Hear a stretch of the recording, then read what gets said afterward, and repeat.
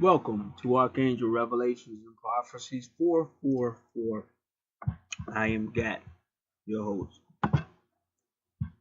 A viewer requested the birth date, birth name, numerology, predictive report, as well as their birth natal chart analysis, which also is your life prophecy.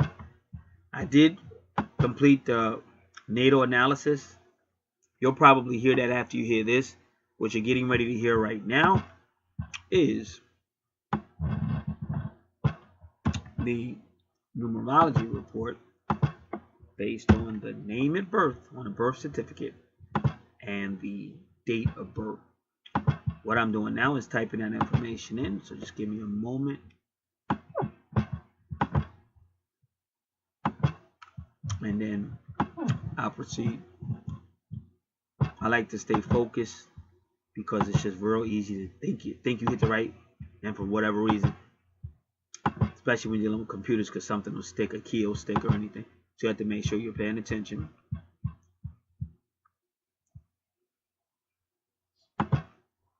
All right. Now the next voice you will hear will be the voice of the numerologist.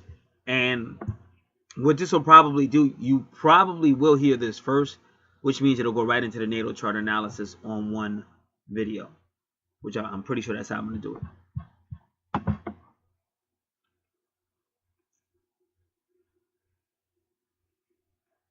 Thanks for requesting your free numerology reading here at numerologist.com.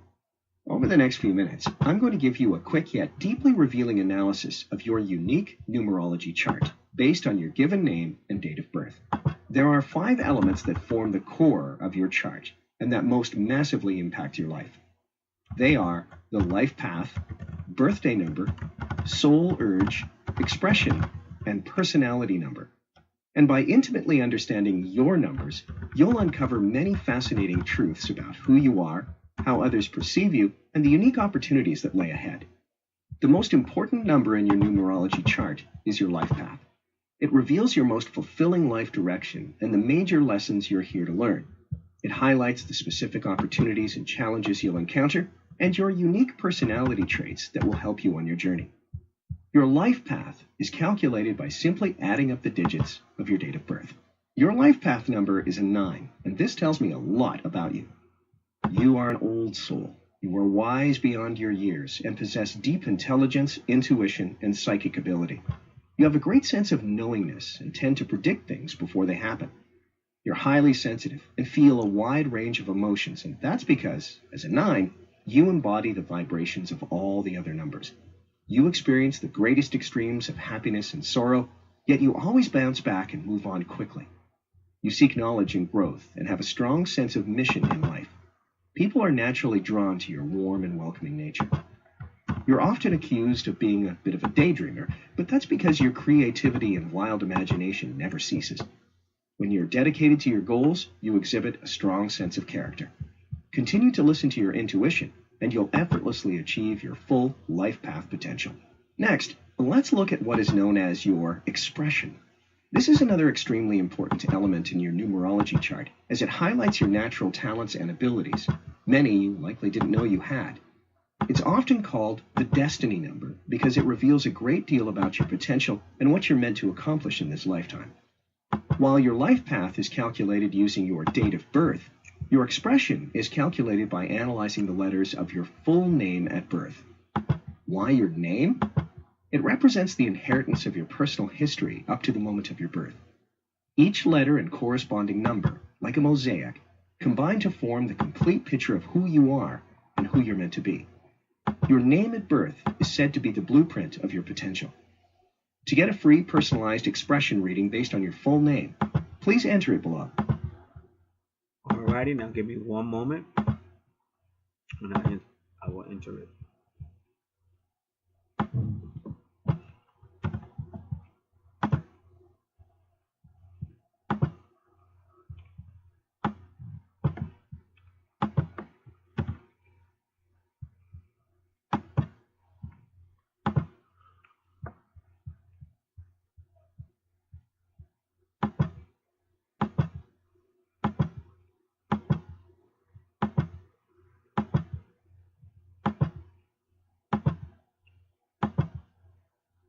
Hey again.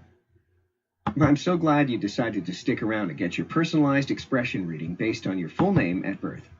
As you'll see for yourself in just a moment, your expression number, or what is sometimes referred to as your destiny number, is one of the most telling elements in your numerology chart.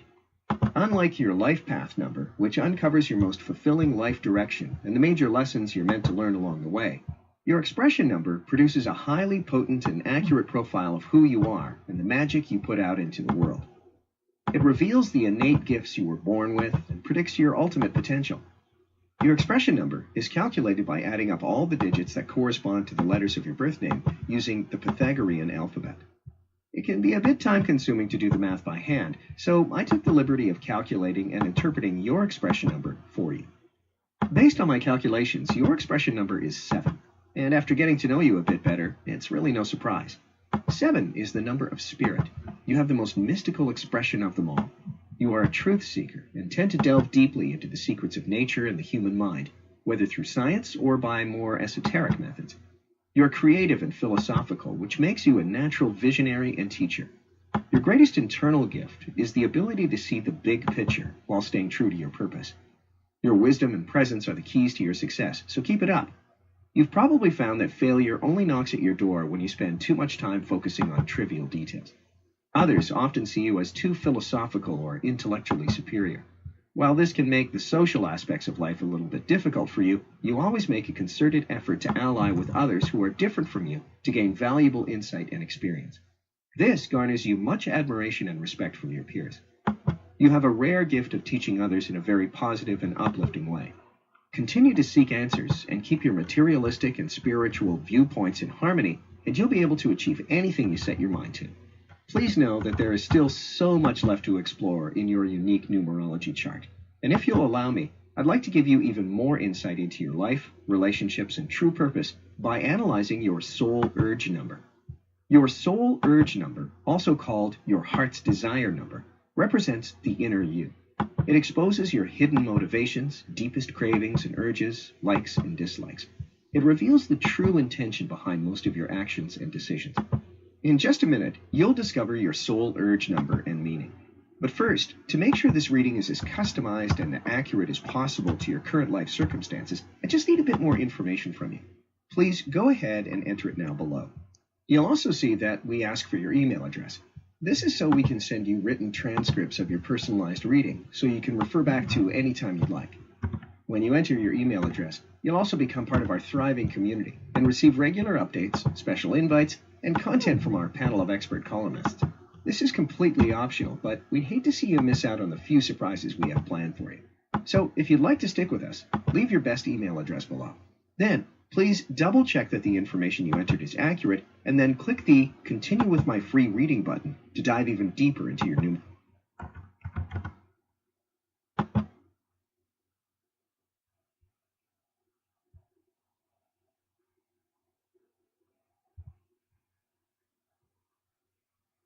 He's calculating. He'll be right with you. I've got all the information I need to complete your personalized numerology reading, and you guessed it, I saved the best for last. Now, a word of caution.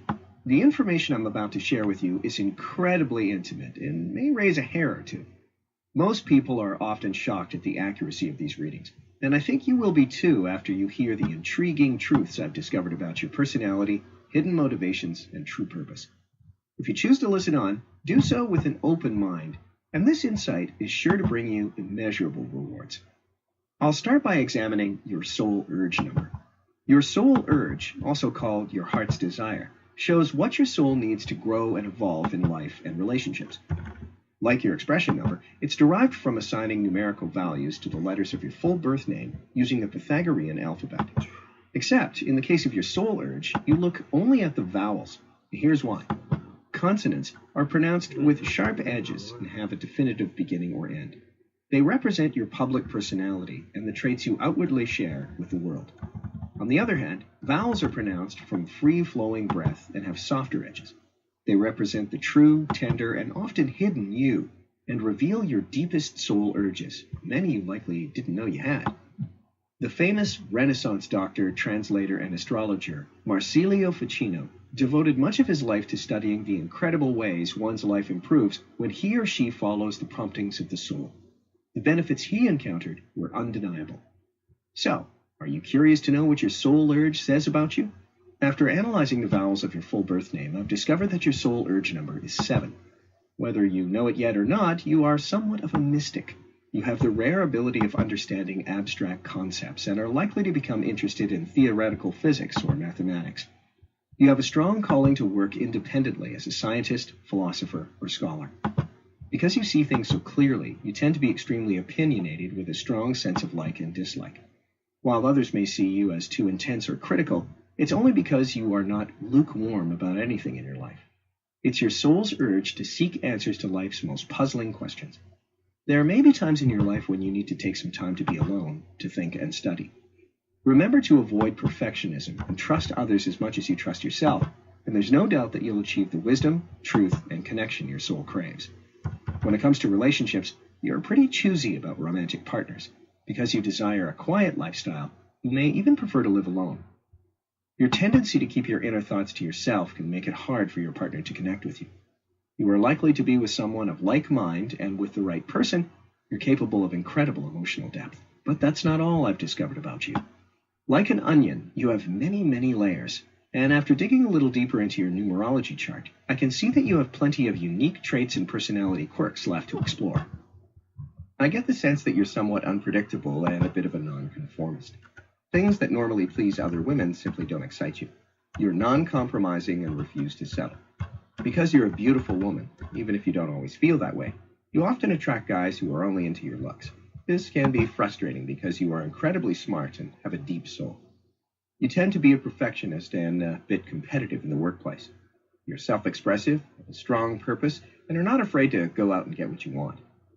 I get the sense that you used to be, or are currently in, a position traditionally held by a man. I see you dressed to the nines and accomplishing everything you set your mind to. You have a confidence that few have. Not to say you are aggressive or forceful, but you aren't afraid to take risks. This makes you quite entrepreneurial and far from domestic by the traditional definition, although you do take great pride in your home and are an incredibly giving and caring individual. I get the feeling that you will get married and have children, but that may be down the road a bit because you have other exciting things to accomplish in your life right now. When you do decide to get married, you won't be the one to simply sit around. Even if you marry a millionaire, you'll always have your own projects and goals to work on now. That's because you have a curious and investigative mind that needs to be challenged. I see you as very intuitive, perceptive, and animated. Someone who has excellent communication skills and a diplomatic nature. I sense that while you have been successful thus far in your life, you've struggled a bit in the relationship department. However, this has more to do with the fact that you're incredibly selective and hold men to high standards than it has to do with any sort of curse. While you can be a bit stubborn and hard to satisfy, you're in no way smug or vain. In fact, because of your rare and powerful energy, any man who is jealous, lacking confidence, or controlling doesn't stand much of a chance. I get the sense that at some point recently you have or will be involved in a long-term relationship, maybe 2 to 3 years, where you experience more platonic love rather than the deep, passionate love you desire. This is a guy who loves you very much and with whom you feel safe, and while he will have some sort of effect on your life for years to come, romantically, it is not meant to be. The man you will fall head over heels for is in your future. I get the sense that you'll meet him in your late 20s, maybe around the age 30. He'll be confident and sensible, just like you, and I feel you'll have much in common. Once you meet him, there will be strong chemistry or synchronicity, and your life will never be the same again. The best is yet to come. At some point very soon, I sense a new beginning of some sort. You will achieve more in your life in the next couple of years than you've accomplished in the past. You will achieve everything you want in life. This may be hard to believe, but the information I've shared with you over the last few minutes barely... Alright, so everything else he's going to say he's going to send that to you and your email address. Alrighty, so I guess I'm going to put this first, and then following this will be your natal chart analysis. God bless. Welcome to Archangel Revelations and Prophecies 444. I am Gad, your host. A viewer requested their full life predictive numerology based on their name on a birth certificate, name of birth, and their birth date. but they also requested their natal chart analysis, birth natal chart analysis. So we're going to do that. Now, I don't know which way you'll hear this, because the last time I did it, somebody just yesterday, I think, I put the life purpose ahead of it. It just depends really on time and stuff like that. But I may do that again. I might put the life purpose ahead of the natal analysis. We'll see. All right, we're going right in. We're going to start right at the first house, which is Scorpio Mars. So we got a lot of energy here. Aries rules the first house. So right away, you know you're dealing with a lot of stuff. In fact, let's keep it 100, because Mars used to rule Scorpio. Now Mars rules Aries. And Pluto rules Scorpio, which is there too. So this person right here is gonna be off the hook. I mean, so you're gonna have a lot of watery emotions, a lot of fiery Mars, and all kind of just a lot of stuff coming out that 8th house. So we got to do it now. We got to read all the possibilities. But before I do,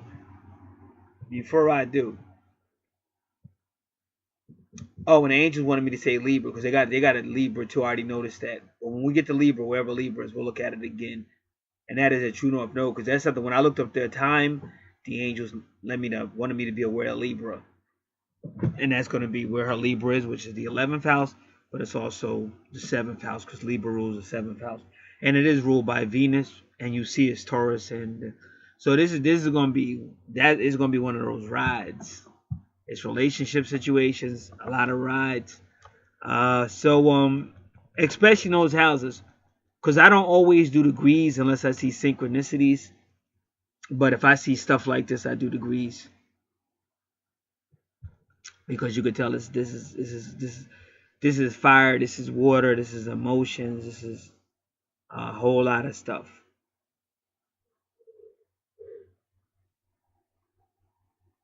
Now, the reason why Pluto is so important, because it's at 28 degrees. And see, this time was given by the angels. I thank the angels for that. But there's a possibility that Pluto could also be at 29 degrees, which means an ending. So we got to look at all of that. The ascendant is the rising sign, which is also Scorpio, first house Scorpio, but it's ruled by Aries. First house is always ruled by Aries. The ascendant is where the sun was going over the horizon when she was born. The east point is the sun going over the ecliptic when she was born.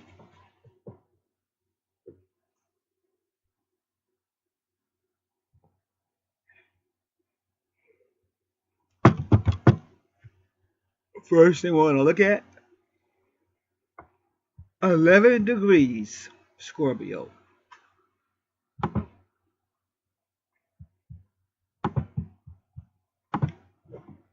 11 degrees Scorpio.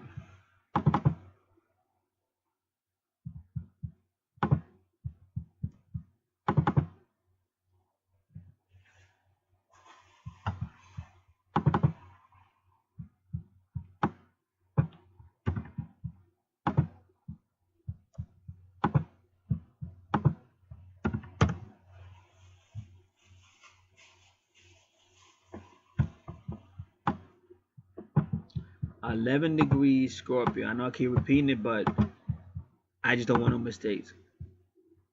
So if I say it like that, then I'll make sure I do everything correct.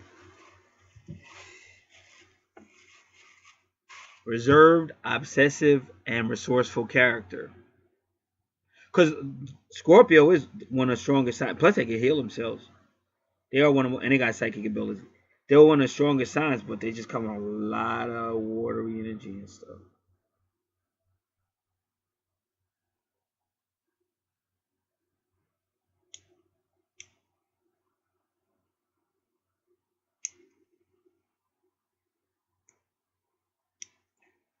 Reserved, obsessive, and resourceful character. One is surrounded by enemies who claim compensation for an injustice which one is responsible for. So they're implying, the expert is saying, if you got 11 degrees Scorpio, that means you've had people around you or will have people around you trying to get you paid for stuff that they say you're responsible for. So that's why I'm just going to keep it 100. Watch them emotions, because that may be very well be true. She might be one of those chicks that bring it to you. You understand? Bring it to you. My homie had a Haitian. See, I understand. Like Haiti, those islands, that's a lot of East Africans, believe it or not. Even Jamaica, like Jamaicans, a lot of that is East African. Not necessarily. You got the French over there. That might be West African too, but even Dominican Republic, a lot of that stuff is straight from Africa.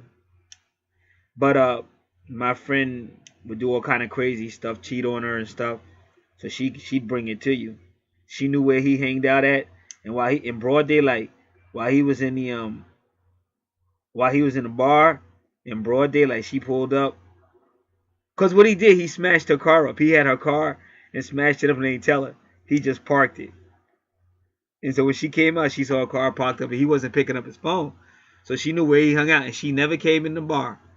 She pulled up in her car that's all smashed up or whatever. She pulled up, saw where his car was, and went to work with like a golf club or something. Smashed his joint all up in broad daylight. So when he came out, the same thing. When he came out, his car was smashed all up. But see, the bad point is, if he had witnesses or whatever, he could get her. She would have to prove that he did it. It would be one of them things, but both of them would be wrong. But see, what she did is in broad daylight, and it could have been some witnesses out there. So that's what I mean about compensation. Now you got legal issues. So we're gonna definitely deal with that eighth house, because Scorpio rules that eighth house, because that's all about power struggles. It could be legal, other people's money, and that's debt. Other people's money is debt. So even if it's your money, but you owe it to somebody, that's other people's money, because it's no longer your money, because it's a debt. You owe it to other people. So that would be my first advice with 11 degrees Scorpio is don't put yourself in a situation where people are going to be telling you owe them money. This degree sometimes indicates that one is haunted by the remorse for an old mistake or by some secret tragedy. And again, that could be this present life or a past life, but you could be dealing with your subconscious mind. And when you look at the chart, when you see 12 and 1 like that, see, that's still 12th house stuff, which is subconscious. So the 8th house or 12th house, you just got to be careful, because it's a lot of stuff in the subconscious. People don't like to go internal, but we have to if we're ever going to put ourselves in a better place. But the thing is, almost everybody on the planet, especially on where we are, the USA, they're all the same way almost. Nobody wants to deal with that subconscious mind. They rather just keep it in the closet. All right, now you got a 15 degrees Scorpio.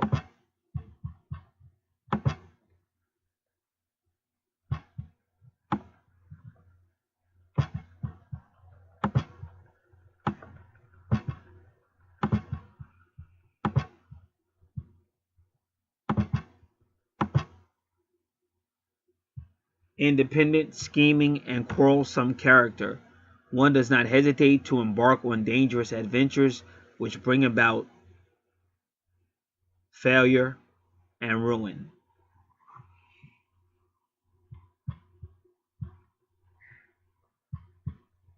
Alright, so now we're going to read the next degree. 23 degrees.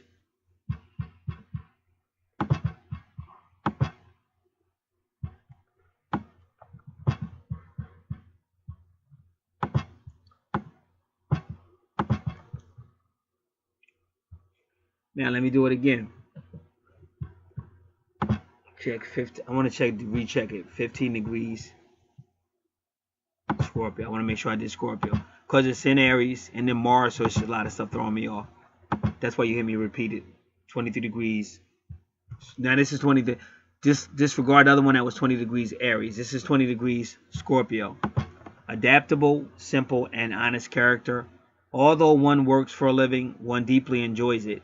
One fully appreciates success and honors, but keeps a cool head. One is endowed with high moral standards, refined feelings, and a very good health. This degree is highlighted in the natal chart of many French statements. See, French statements have this degree. Now, so well, how did you said something about French, how did you know? Well, just when my dude went through, when he went through with her, I knew that way because that's how she was. But also I knew the name of this person. I knew it's possible. It could be French. Not saying she is, but it could be possible. So I knew that way too.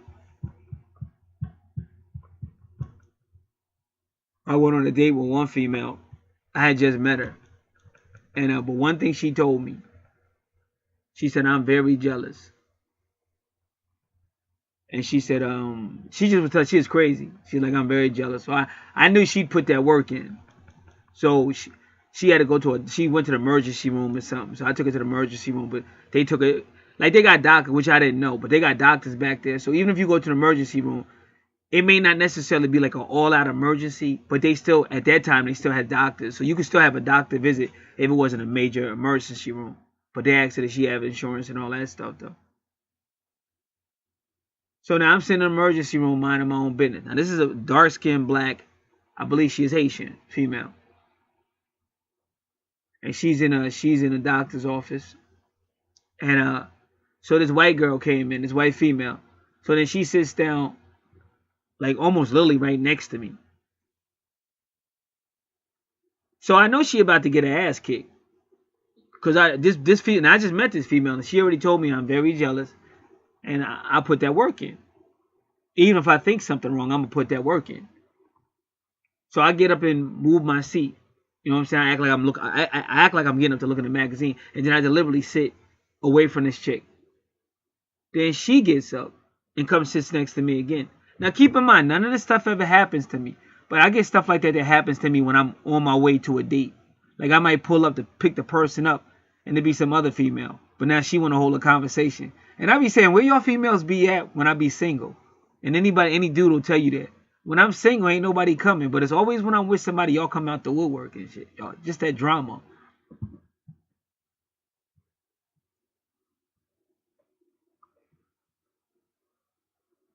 So that was 23 degrees Scorpio. All right, now we're gonna go back just to double check. 11 degrees Scorpio. I'm pretty sure I did that one correct, but we're gonna make sure. 11 degrees Scorpio.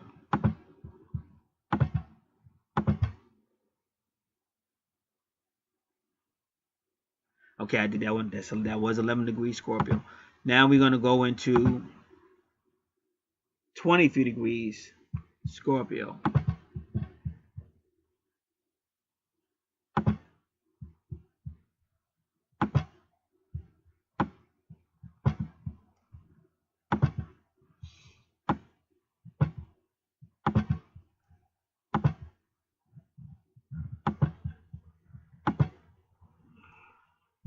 Adaptable, simple.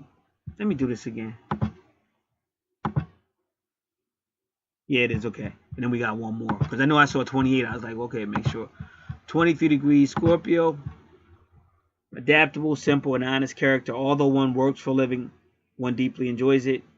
One fully appreciates success and honors but keeps a cool head. One is endowed with high moral standards, refined feelings, and very good health.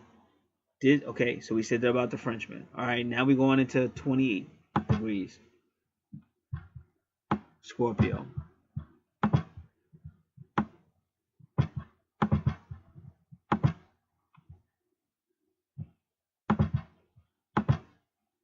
Now, I'm going to try to explain something about these degrees, but give me a minute.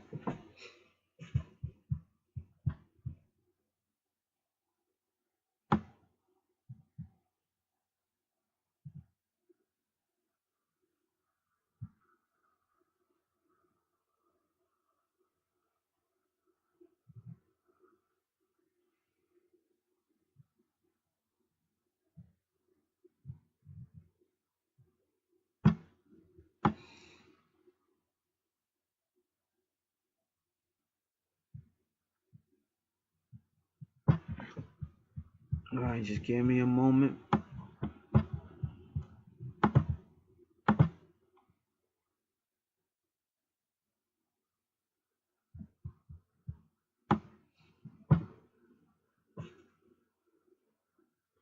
All right, any degree from 0 to 19 deals with the mental or mental side.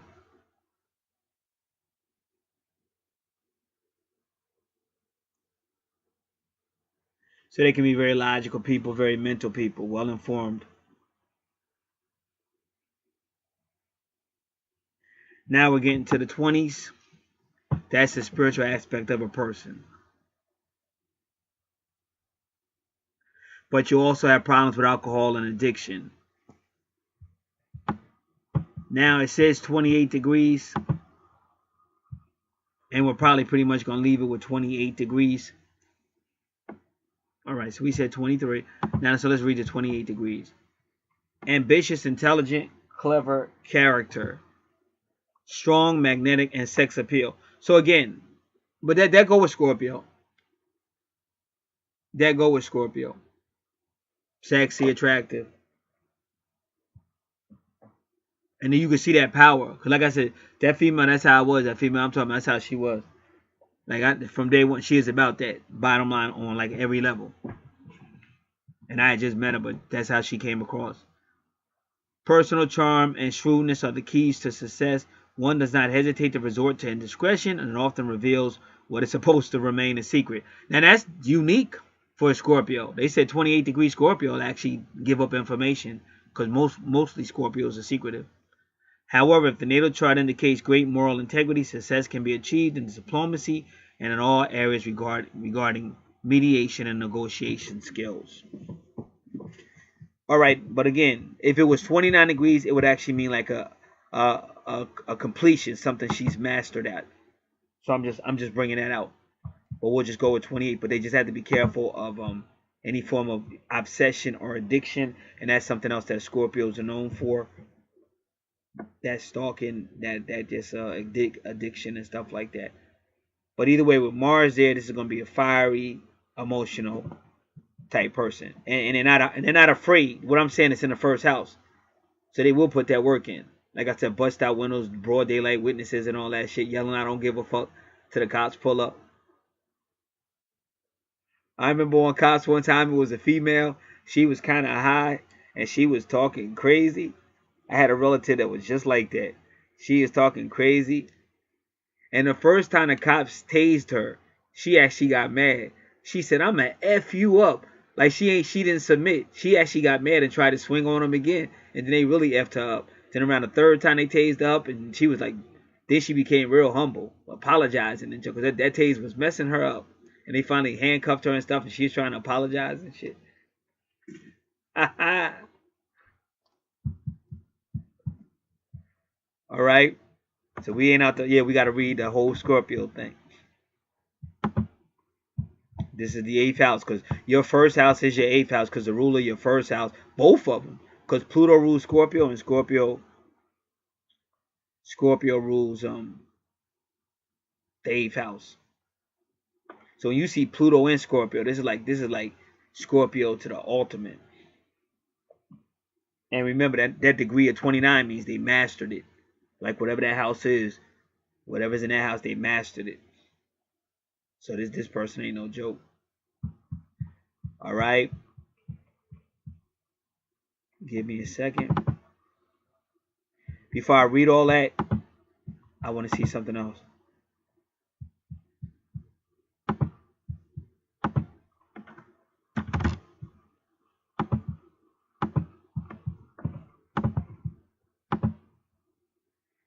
I'm going to try to do Pluto and Scorpio 28 degrees. But I don't know if anybody's going to have it.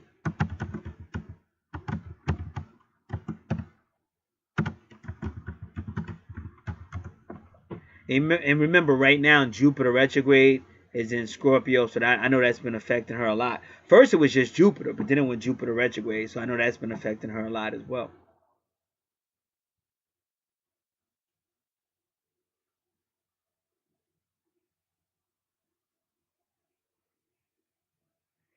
See, if that was 29 degrees, that would be what's called the critical degree, but we're not sure. So we can't comment on it either way.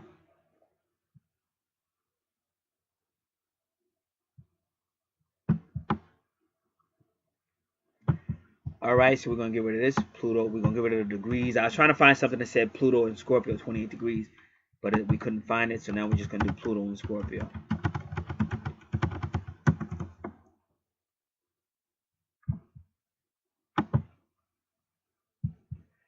Alright, let me see.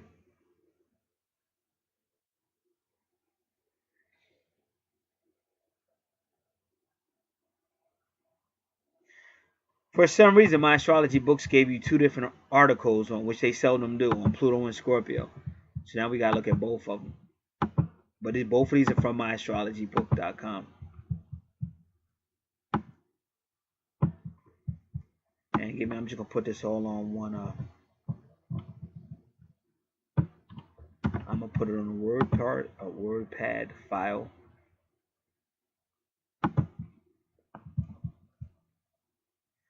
Give me a moment.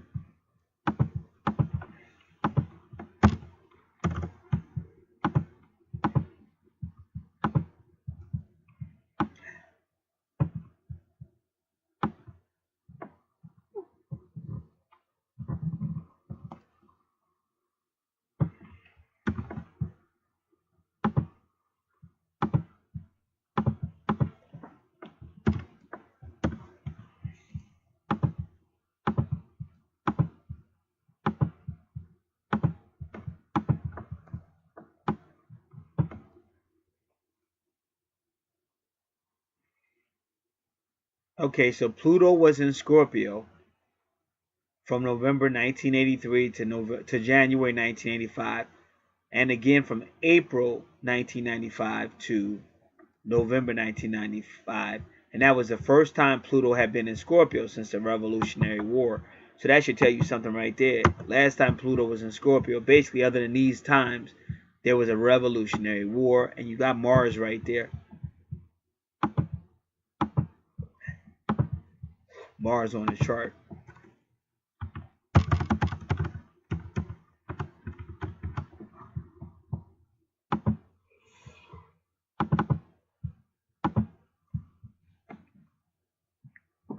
Pluto rules and is strongest in Scorpio. So when that happens, you got great changes and transformations. Earthquakes, catastrophes, the burning of the Kuwait oil fields, transformation, and an increased interest in medicine, surgery, advanced healing, psychology, nuclear physics, engineering, genetics, mining, oil industry, and the occult, which includes astrology and stuff like that, alchemy and all that stuff, hidden stuff, Egyptian stuff, ancient knowledge.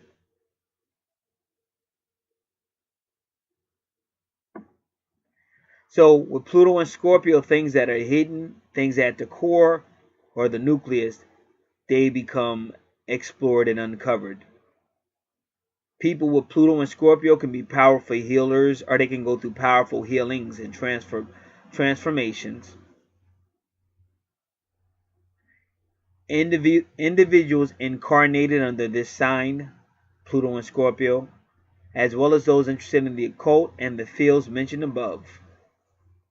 Intense personal change and inner transformation is characteristics of the lives of those born with Pluto in Scorpio. This may be the first generation to free itself from the sexual, emotional traumas and neuroses visited on early generations by their karmic situation.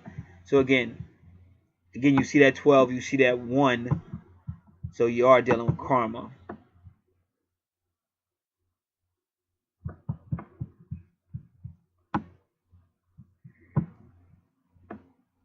So they said Pluto is the end of the process of breaking down the reality structure of normal consciousness begun by Uranus.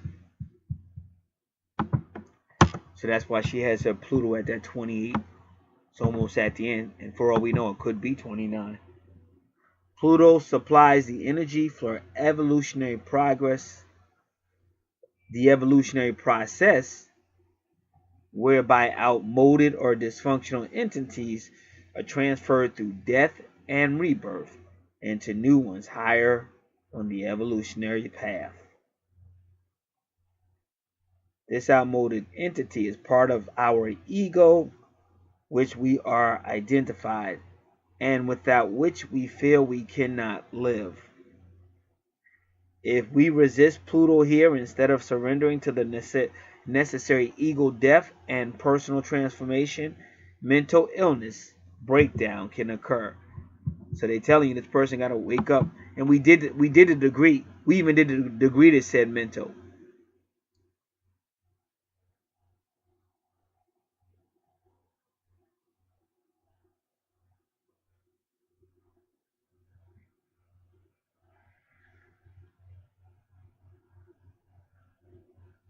So the ego has got to die in the first house. That ego got to die. And you got to work on personal transformation, because if not, it could lead to mental illness or mental breakdown.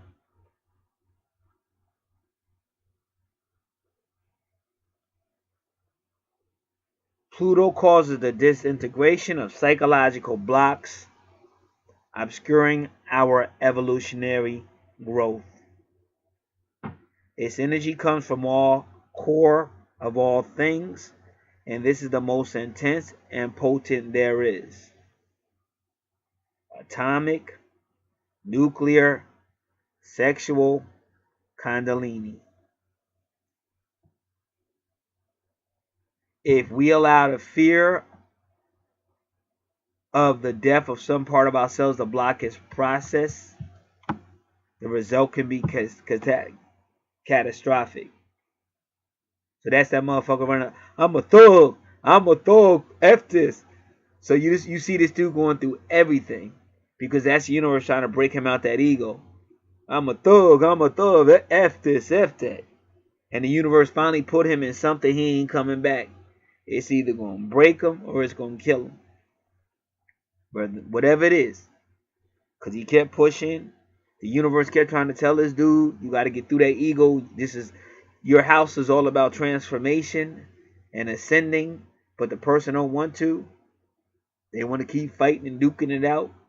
And then the universe finally put them in a situation that you're either going to change or you're going to damage yourself. Your health, or you actually going to get killed or worse. It's like when the court system get tired of seeing you, and that judge finally slammed that hammer down and say something like 30 years, no chance of parole until after the first 25 years, and then you finally realize that you just effed up. So that's what they talking about in this first house.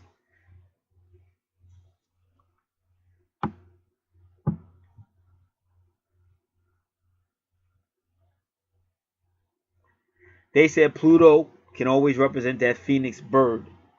It kills itself and comes back, goes down in the fire, but comes back reborn. So Pluto's going to try to break down a psychological block that prevents evolutionary growth. Now they said Pluto is the higher octave of Mars. See, her whole first house, because Mars is right there. Her whole first house is evolutionary change that must happen.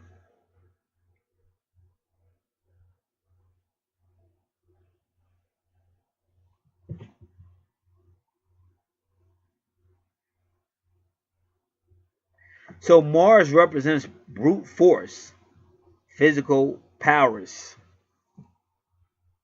But Pluto represents the higher octave, conscious self-knowledge and self-mastery of the magician and alchemist. See, her first house is about transformation. So it's already been there, or probably going to be there, but it's probably going to be some legal stuff go down. Because they're going to have to realize, if you do it one more time, dear, I'm not going to be so nice to you. And you be like a 4 flat. Because usually if it's your first time or something, you get like a 3 flat or 4 flat. That's like the courtesy of the courthouse. So they put you somewhere. It might be a little rough, might not be. Just depends. But you back home in about 9 months to a year. But that's the common courtesy of the courthouse. But if they see you again, They might not be so nice. They might send you somewhere where people will yank that ass up quick. Like on David Chappelle, she was keeping it real, but they kept it realer. All right.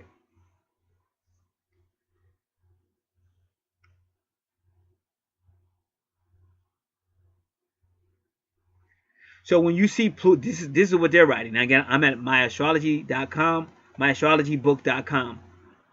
Pluto in Scorpio. When you see Pluto in the sign of Scorpio, it usually initially or exoterically symbolizes mastery of the emotions through the use of the will. So that's initially esoterically, but then finally esoterically, it represents transcendence through consciousness of the ego identified itself. So the death has got to die. The ego self has got to die in that first house, and it has to be reborn. Now they go even deeper. At some point in your past, now this could be the past of this life or the past of a previous life, your parents or society disapproved of and blocked your Mars desire energy. So they've had that Mars energy blocked by the parents or society, whatever they was associated with.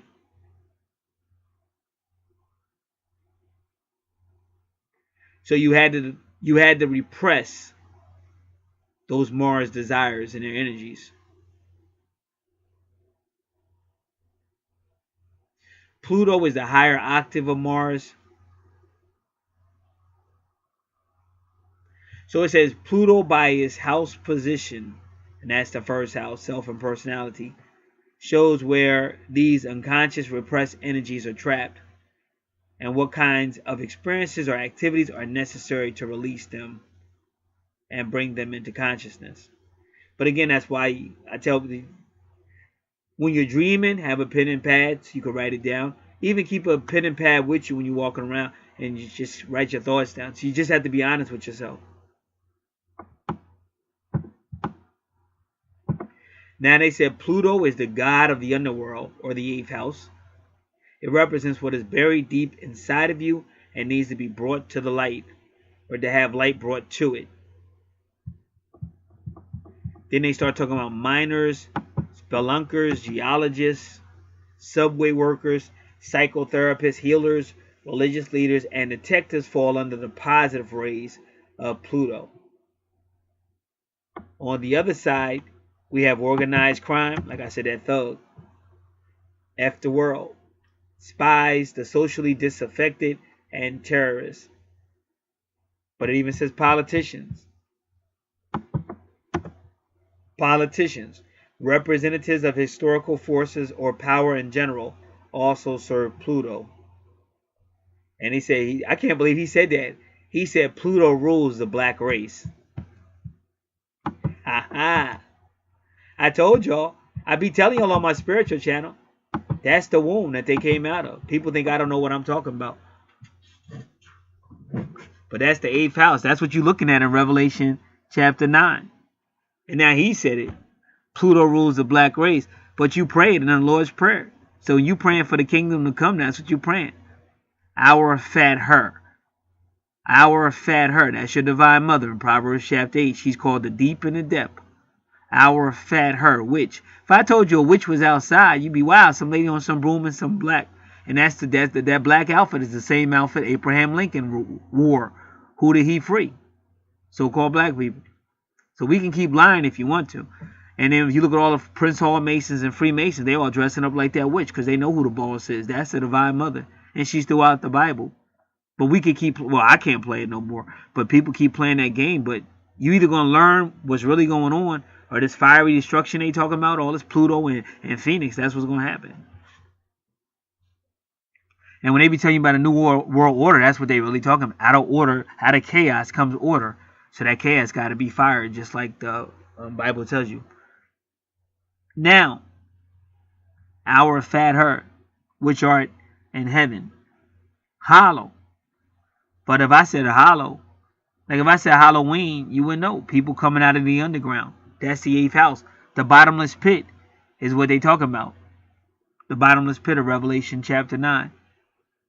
That's Scorpio. That's Pluto. That's the 8th house. And that's why Scorpio is there. The Scorpion. Scorpio rules the 8th house. So it's astrology all the way. So that's why I'm surprised he wrote that, because by him writing that, they only telling on themselves.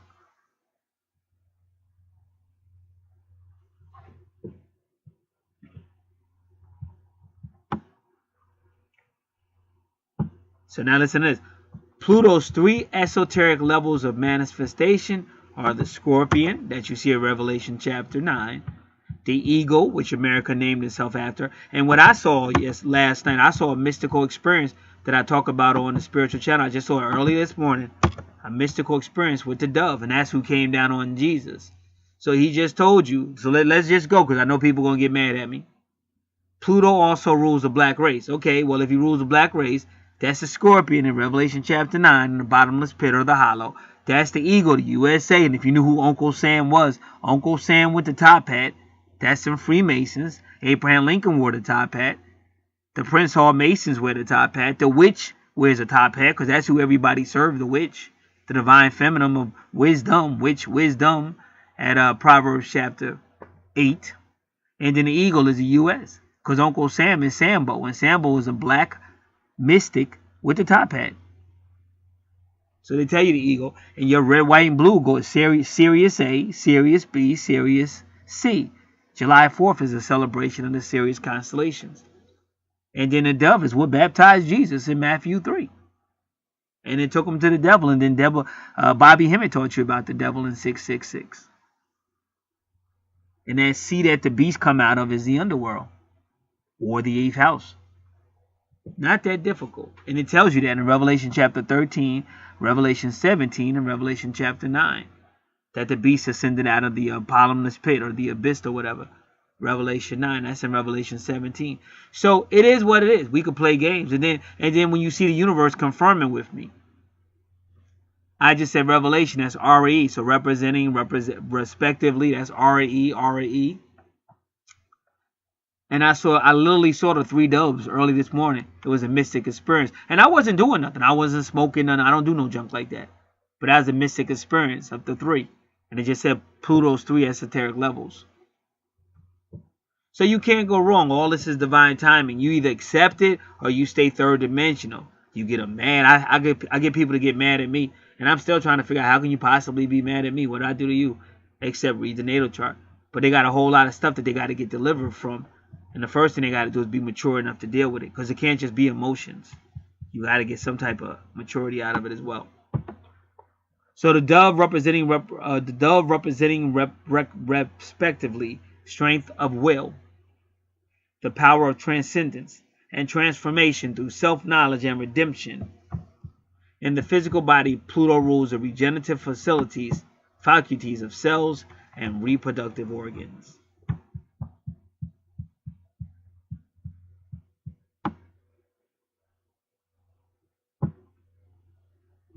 So the Pluto symbol represents the circle of spirit above the crescent of personality, in turn held aloof and pierced by the cross of matter.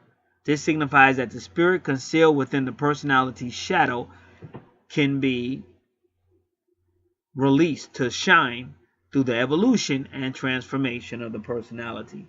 So that was real deep. A lot going on for a first house.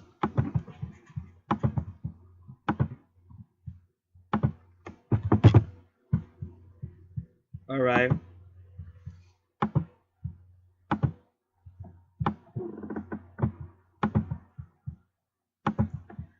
So that is the first house. Second house, okay, deals with money, possessions, and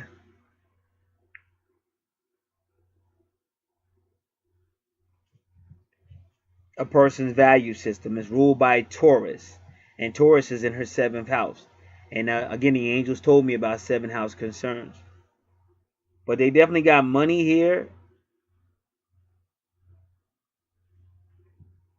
But their money is connected to like foreign stuff. Their money, but they got a lot of money though. Jupiter's there. So the money is connected to foreign stuff.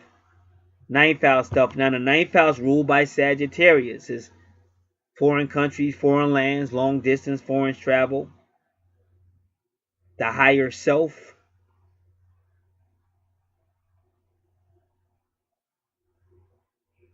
philosophy, higher courts, higher laws, religion, culture, and class.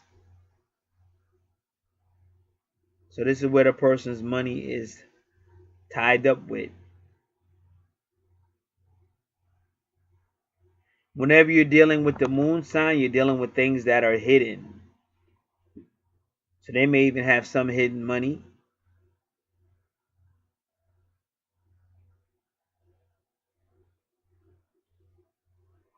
Moon sign is also watery. It rules Cancer. And if you notice, it looks like her Cancer is in her ninth house. So she definitely got foreign family.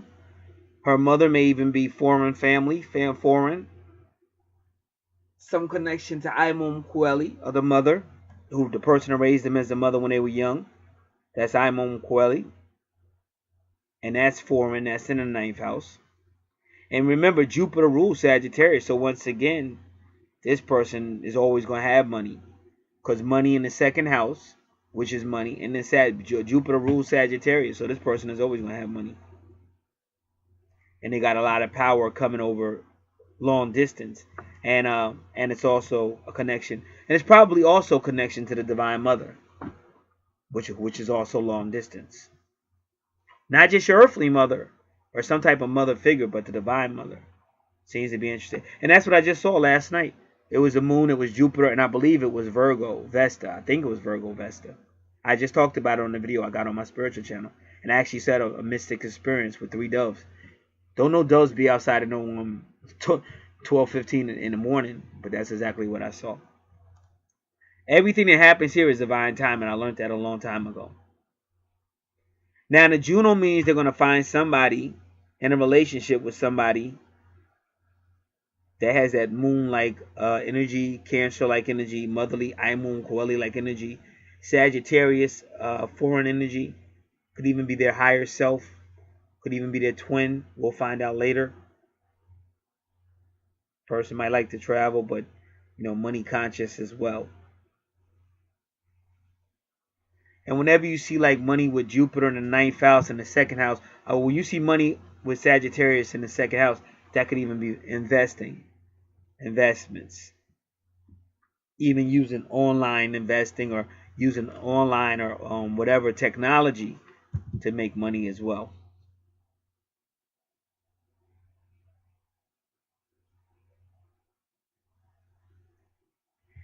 (10 degrees Sagittarius).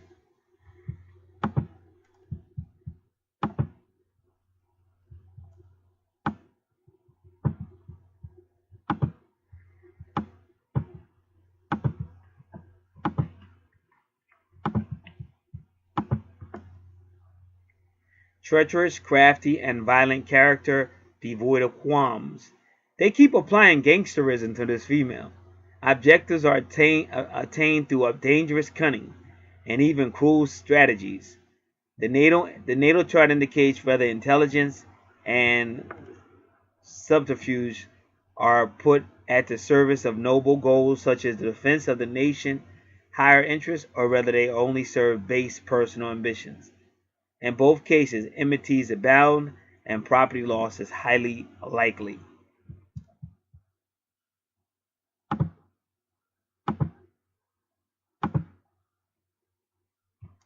Moon at 23 degrees. So 23 might be a number of hers because she seems to have a lot 23s on this chart. And 23 is a number for Sirius. This is why like Air Jordan wears 23. I think LeBron James wore it or does still wear it. I don't know. But that's telling people I'm God incarnate. That's what 23 means. But it's Sirius. It's from the Sirius constellation. Say I'm God incarnate. Sagittarius, 23 degrees. Sad, withdrawn, pessimistic character. One is disheartened by failure of professional projects and by repeated disappointing romances and friends. Suicidal tendencies may be efficiently offset by physical exercise and the practice of sports such as tennis, alpinism, or football. Canoeing, fishing, snorkeling, and all water sports must be avoided. So they're strongly advising this person to watch water. Be aware of water. They could actually have a demise with water.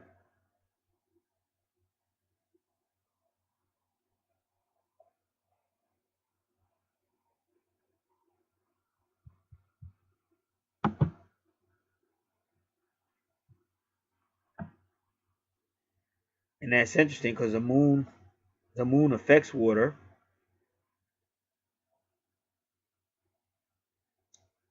Now, 23 degrees, because we did what? Yeah, we did 23 degrees, and now we're going to do 24 degrees because that's where they meet this special person,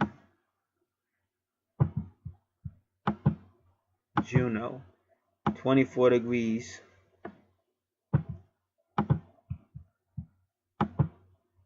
And Jupiter and Juno also have a relationship too. 24 degrees Sagittarius.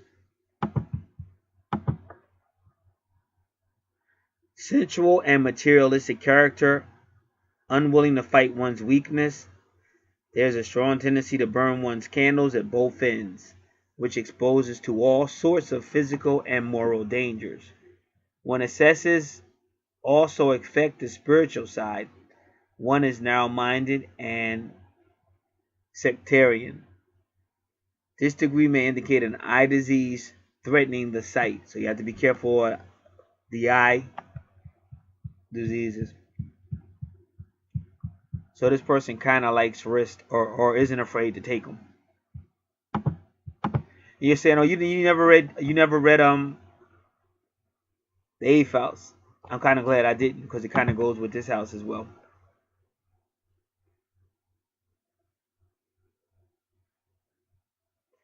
All right, now I just want to look at the degrees again. So there is no spirituality. No degree in the second house represents spirituality. Well, let me do that again. Well, no, 23 would. 23 could represent it, and so could 24. Possibly.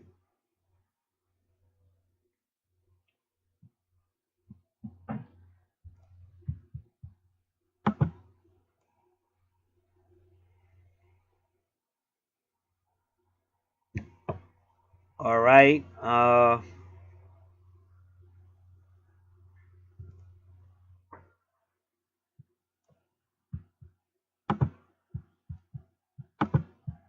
want to really. I'm just gonna put Juno, Jupiter.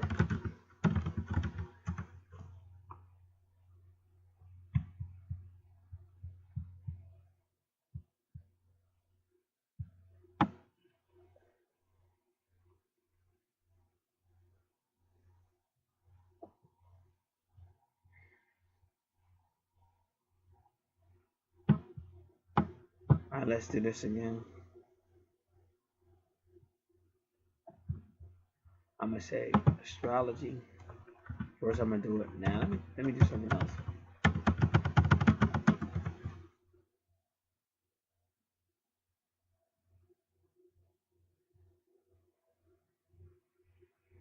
Now this one says Juno is the wife of Jupiter, and that's the first time I've heard that. But that it does kind of make sense because Juno's about serious relationships.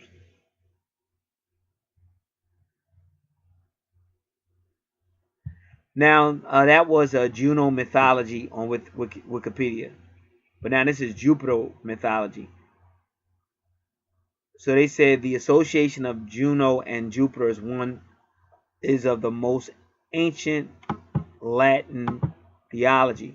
Now, if I'm not mistaken, it was the Moors that spoke Latin.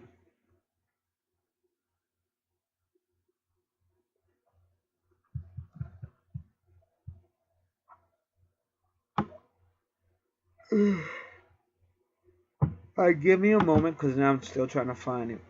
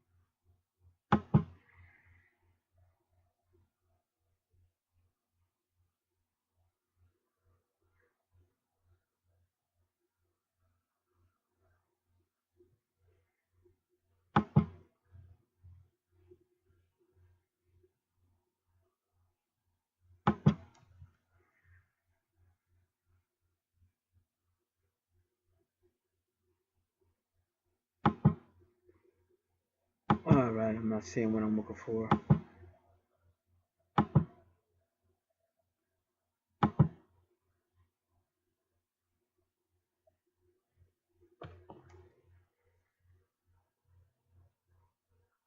Now they're saying Juno and Fortuna.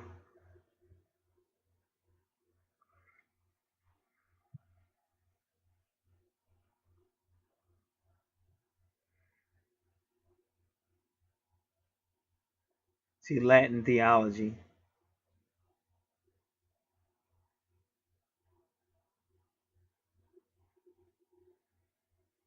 So they're saying that now someone else is saying they're brother and sister from Latin theology. Because I know they definitely got a relationship. Because even in twin flames, you could see you really could see you could see Jupiter's presence in twin flames. You could definitely see Jupiter's presence. And their mother was goddess Fortuna, but that's in Latin theology. And I'm sure Greeks might say something else, Romans may say something else. But either way, Juno represents like serious relationships. Because now you can do Juno conjunct the moon.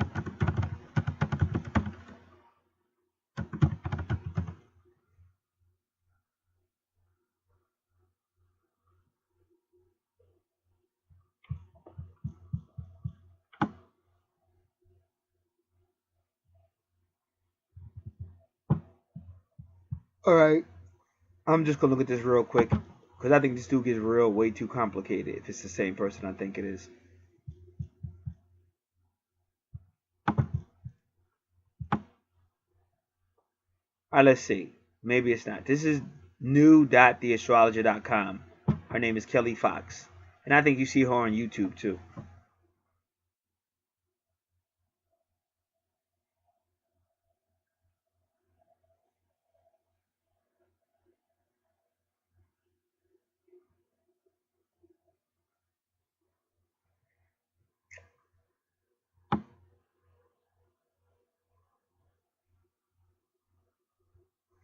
So again, at the end of the day, they say even when you see moon. So she's saying Kelly Fox is saying when you see Moon and Juno, this could be a serious relationship. But you'll know inside, like you'll really know there's something about we have to do this. And I tell you for a fact, Jupiter is deep with twin flames. So, but the implication, well, the ninth, see, Sagittarius rules your ninth house, and that's your higher self. So it could be saying that your higher self, where the two become one, your higher self will always be both you and your twin. Yin and yang, masculine and feminine, light and darkness, all that's about twin flames. And it's coming straight out the Bible. Now, so that's what her second house is about, becoming that higher self. Now it can apply that her twin may be foreign from her, long distance from her, might be over the internet, whatever the case it might be, but it's still going to be, whatever I said it's in the ninth house, could definitely have to do with them. But it's definitely money there.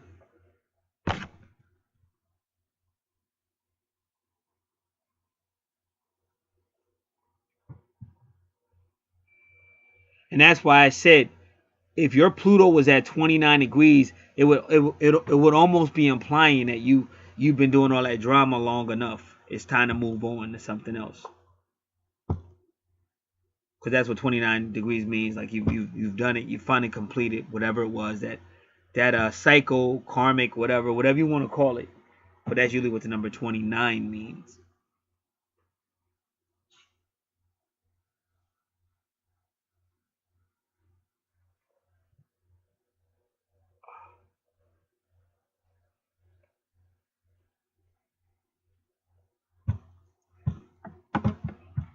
So again, in your second house, I told you if you date, she may already know who the person is, but I told you where you would be meeting your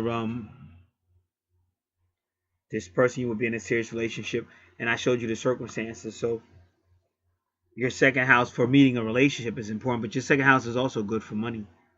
So remember that. So Sagittarius energy is good for you for making money.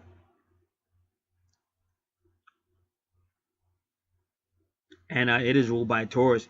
Now, when we get to Taurus, is in your 7th house, which is a relationship house, but it's nothing there. So there's a reason for that. Something else I was getting ready to do.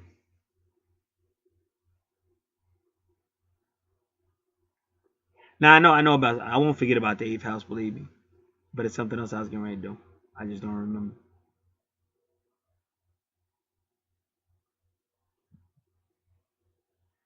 And this person will be family minded because you see family in your 9th house. Like I said, that could be family overseas and all kind of stuff, or it might be you might be in a relationship with somebody long distance. Because that family can be your family that you were born from, or it could be your own family, or just if you're in a relationship with somebody.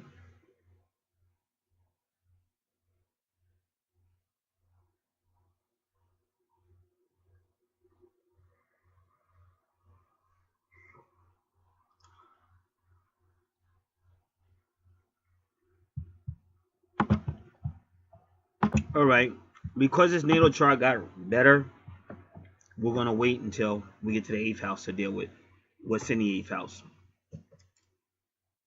All the implications are, though, this person feels best in a relationship when there's security, because the moon in Cancer is all about security, that whole motherly thing. So the finance and the person in their life who has finance, that's kind of nurturing for them, because that's what the moon in Cancer is, nurturing, motherly, nurturing, and the emotions and stability. All right, well, now we're going to find out what phase the moon was in when she was born. You were born during a waxing full moon.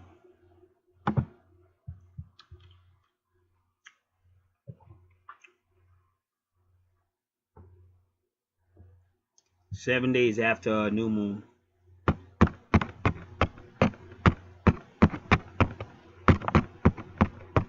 Or you could say 6 days after a new moon. That's when you were born.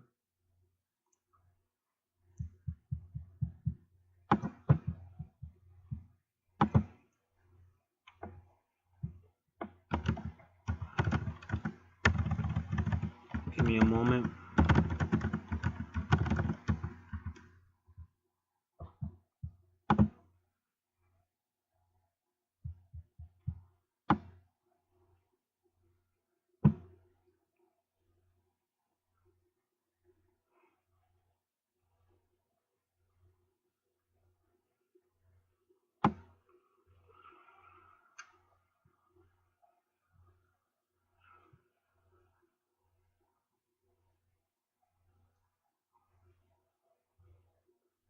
Alright, I'm going to put this on pause. I'll be back. Okay, so the waxing moon is growing and learning, positive transformation, creativity. And they're basically saying that a waxing moon is a crescent, because it's coming back from a new moon. So they don't even say waxing crescent moon. They just say waxing moon, but they're saying it's obvious that it's a crescent moon. But there are different degrees and stuff like that. But at the end of the day, it's about transformation. So that's taking you back to your first house, which is all about transformation.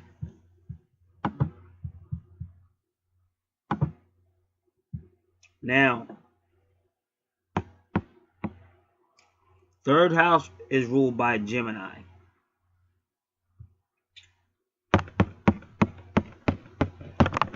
And so we can't get past it. So we're going to do your third house and your eighth house, because Gemini is in your eighth house. And then you got the vertex. So that's just kind of pretty much telling you the same person that's in your ascendant with that Scorpio stuff you got going on there is the same person that's in your third house, eighth house, definitely. And the way it's looking is maybe the same person. But this could be time periods, because people break up and get back together. See, it's a lot of death and rebirth and stuff like that. That's why when you be seeing people break up and make up, like the more you study natal charts, you just know to mind your business. Because a lot of stuff is going to happen because it's in the natal chart. So they could break up. They could actually hate each other at some point and then still get back together. Or the love making can go from being very passionate and extreme to very cold or whatever and go back. And that's why, like I said, I'm out here doing a little bit of everything. And I see a lot of stuff. And I learn. So I kind of understand why people go from different shifts. I understand it, but a lot of stuff is just more complicated. All right. So in the third house, Gemini, ruled by Gemini, you got Capricorn. Now, Capricorn can represent an old soul or a mature person. People who worry about their reputation. But it can also represent a serious-minded situation. Or somebody who really wants structure. The third house is ruled by Gemini. This is all about communication. A person who likes to think. It's younger children and education. Gemini loves people. Loves to just be the brotherhood. Loves to talk to people. Gemini likes information, but doesn't necessarily have to go deep with it. So a Gemini, if they know a little bit, that's all they need to know. Like, they don't necessarily want to hear your whole story. And just as fast as you're explaining part one, they're ready to ask about part two, because they're not trying to go deep. And like I said, if you're a deep person, that could be frustrating, because you're trying to teach them and they don't really care about all that. They just want to know some general understanding, and they're ready for question two. And you're like, wow, this guy, they haven't even taken in question one. I'm nowhere near finished. But they're not really trying to hear that. So in a relationship, especially twin flames, the third house Gemini, depending on what's there, that's going to be the separation. Because these people right here, like this is what the angels told me. There's going to be, keep an eye on Libra. Well, Libra is relationships, partnerships, agreements.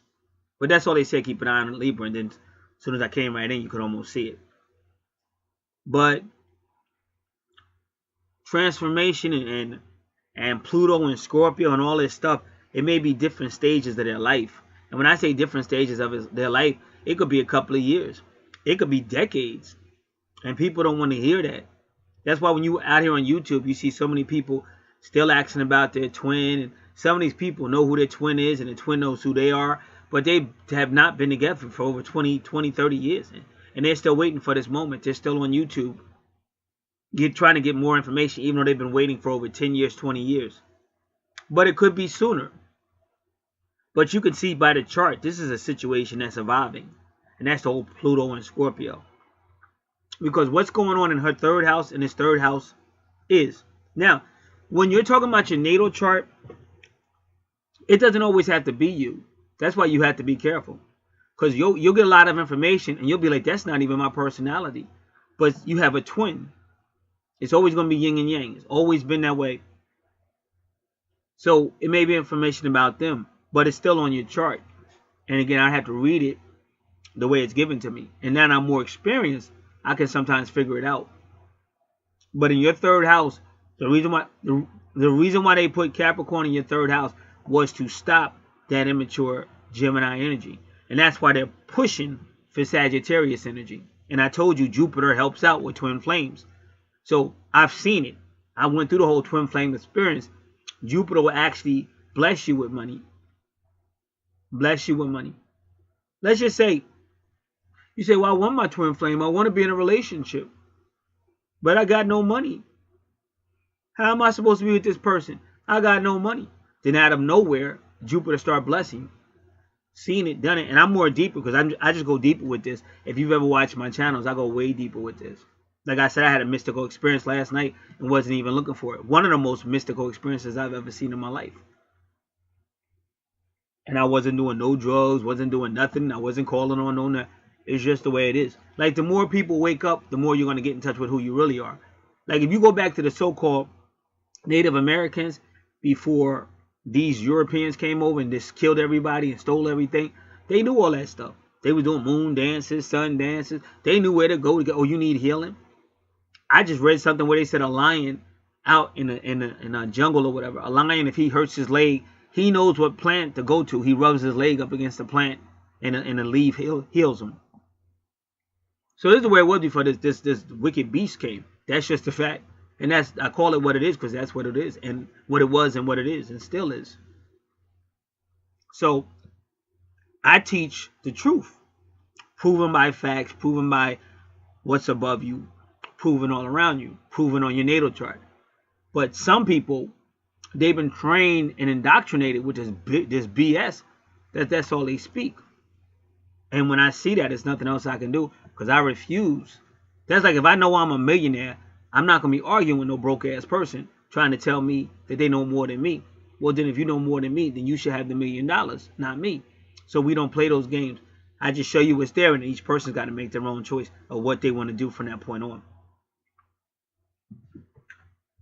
So the Capricorn is there, and this is a real creative house, but it's just that that Capricorn, and you see your third house should see what's great about the third house is it's younger, youthful. I want to read, I want to write, I want to play with the kids, I want to go for a short drive, I want to have fun, I want to create. And the third house and the fifth house are the most creative houses on your natal chart for the most part. And say the eighth house can be creative, but it may be a different form, a different way of creation. Like Steven Spielberg or that other guy that just recently died. It's different levels of entertainment. But with Capricorn in the third house, it's a little more serious. So they may be a little bit more solemn. And see, Capricorn is going to take that Gemini energy and make it grow up a little bit. Just like Saturn rules Capricorn, and Saturn will spank that ass. And they both teach you lessons, karma and lessons. So that's why you got your two retrogrades dealing with past life issues.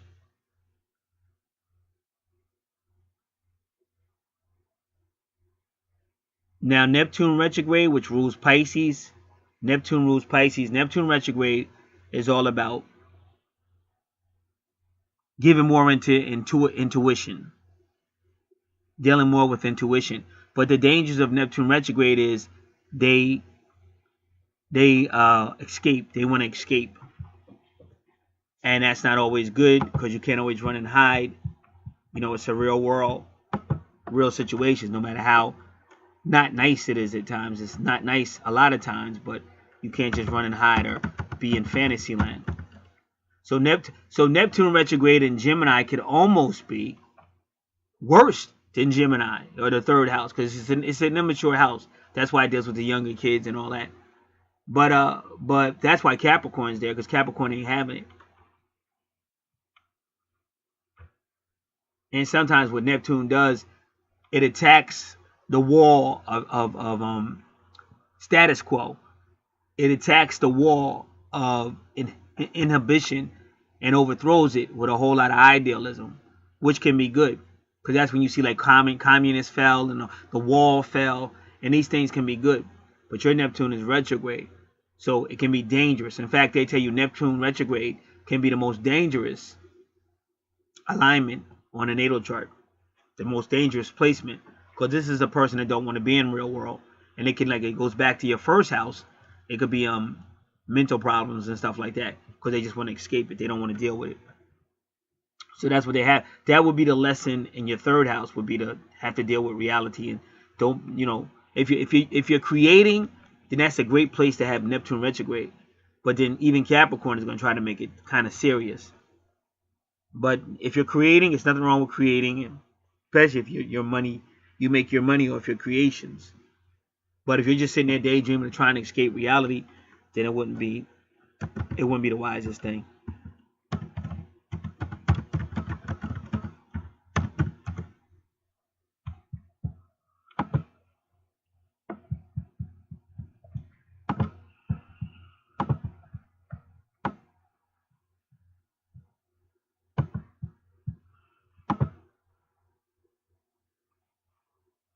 So Neptune retrograde is going to increase your intuition in that third house as well as esoteric matters. But you're already going to have that from your first house anyway with a Scorpio. So dreams and psychic abilities might increase, but that's why you should always have a journal with you when you're sleeping, when you're traveling about, because you can be writing down these things. Because it's all about your subconscious mind as well. Because that's how you get healing, is taking what's inside of you and pulling it out and dealing with it. Whether it's shadow side, hidden under the carpet, hidden in the closet. When you get to your 12th house, it's all about reckoning, dealing with it. Neptune retrograde helps you analyze your inner natures.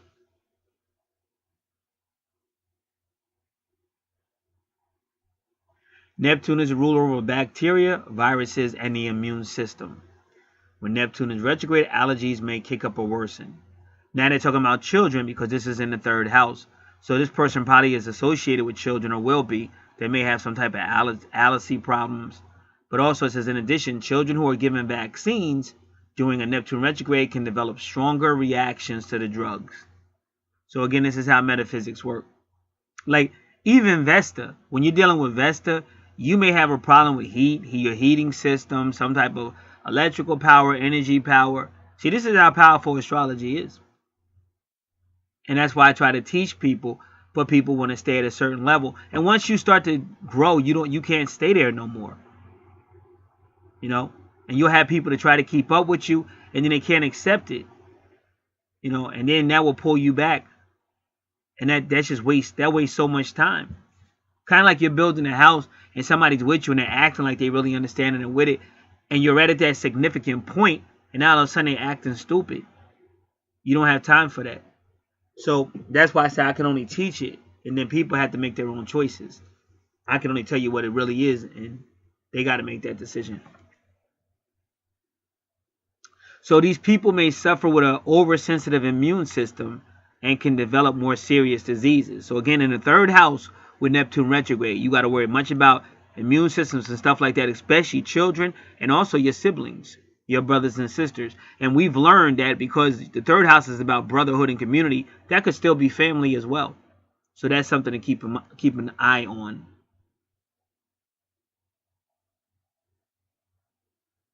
So they're advising you don't escape reality through this delusion or dreams. Don't escape reality through fantasizing. Don't escape reality to getting drunk and getting high, because these are the legal matters and the health matters that we already talked about in the first house.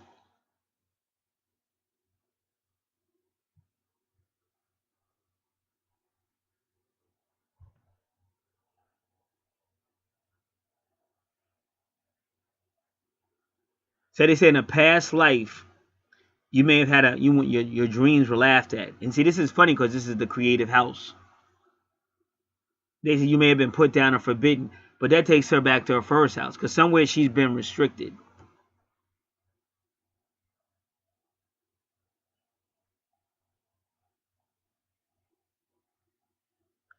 Or you may have been forced to give up your lifelong dreams to become a breadwinner.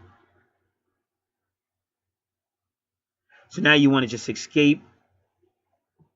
And they say sometimes this person has extreme expressions of their creativity. But I don't think Capricorn's gonna let you do that. And if it's extreme, it's gonna be like extremely reserved.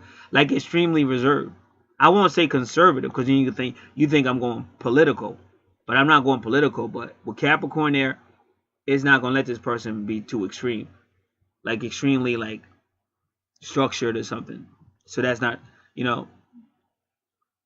That's not, when I think of extreme, I think more of the Uranus that's also in her house. But when I see Capricorn, I don't see Capricorn being anything but kind of telling you to slow down, somewhat restrictive.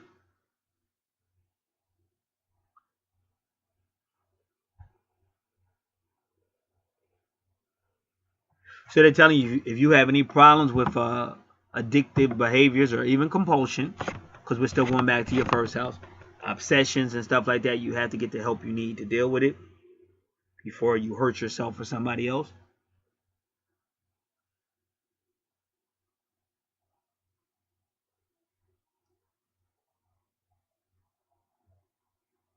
And they say also as you improve yourself, help other people. But we'll talk about that when you get to the third house. Now we're moving on to Uranus retrograde. Uranus retrograde basically is going to be about expect the unexpected. So that's coming out of your third house again. And wherever you see Gemini on your chart is coming there too. I believe that's in your eighth house. And eighth house is already like that anyway. So that's why I said this is anything. This is anything. If you ever came in a dysfunctional house, I know I did. At any given moment, somebody could be getting their ass kicked. And almost be like almost a quick second.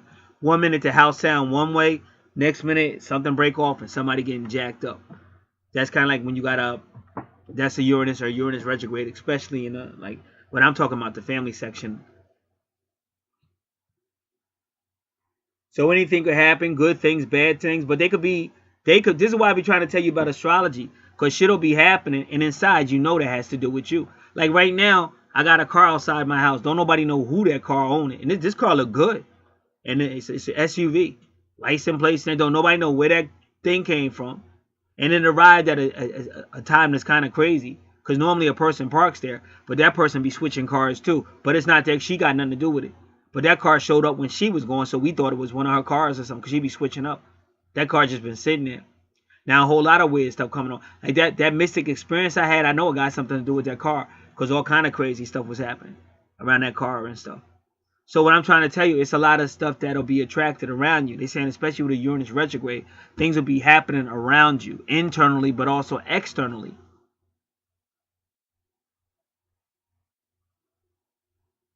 And they say, even with a Uranus retrograde, it could affect the world around you as well.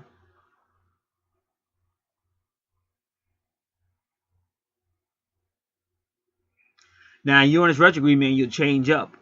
Like people may perceive you one way, and all of a sudden you'll be a totally opposite way with Uranus retrograde. But what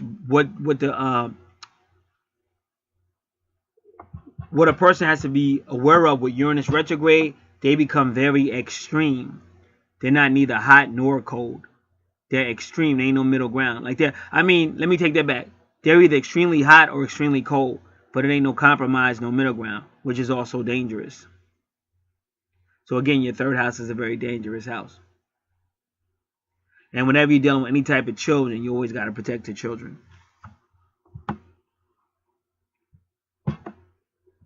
So in one of your previous lives, you were probably a rebel or a revolutionary. You were always fighting the establishment, but it might have been too extreme. So they're telling you to learn how to give an inch, because you might get a mile in return. Learn compromise. Learn how to live and let live or so.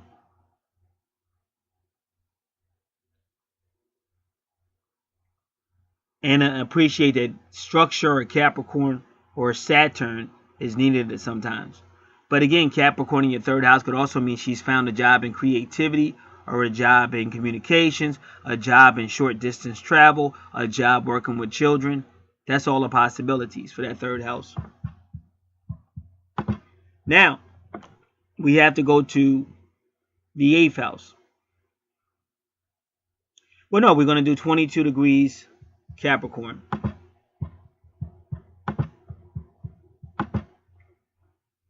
Still in the third house.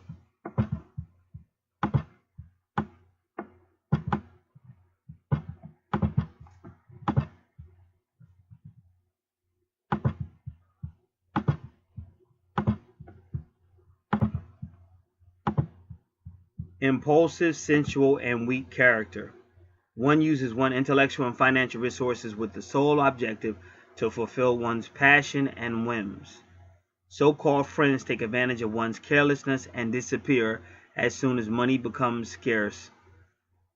In few cases, this degree describes a fatality which wreaks havoc in the home and possible suicide. So you got a lot of warning. You got a lot of warning things going on. And I think you like only 22. Because that's 22. That's another mystical number, just so you know. And this is 22 Capricorn and you 22. So the warning would be that I take this stuff seriously.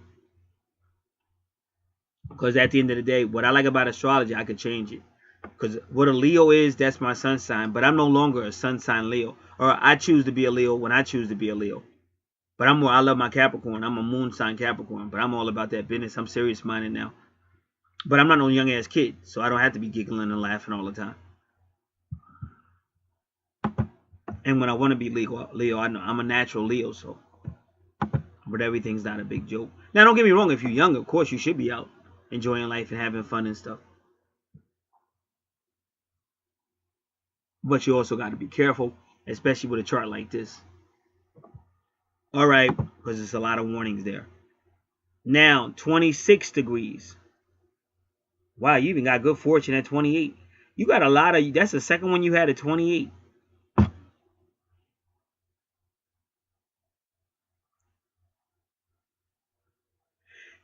Good fortune at 20 degrees means that's 28 degrees. That means later on in life.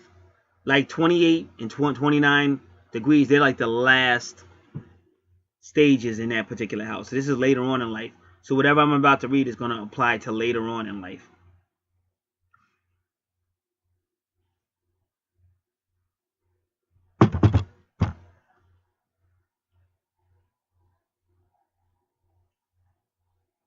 Let me look at something real quick.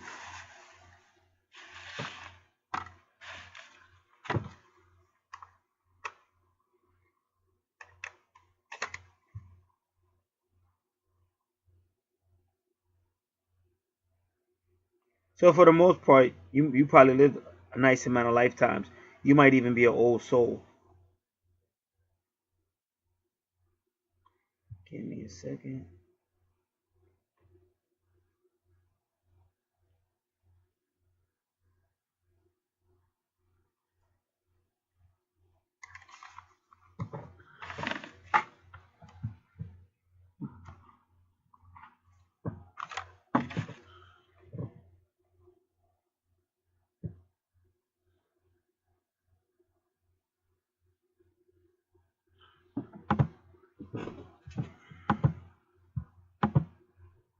All right, 22 degrees Capricorn. I think we did that.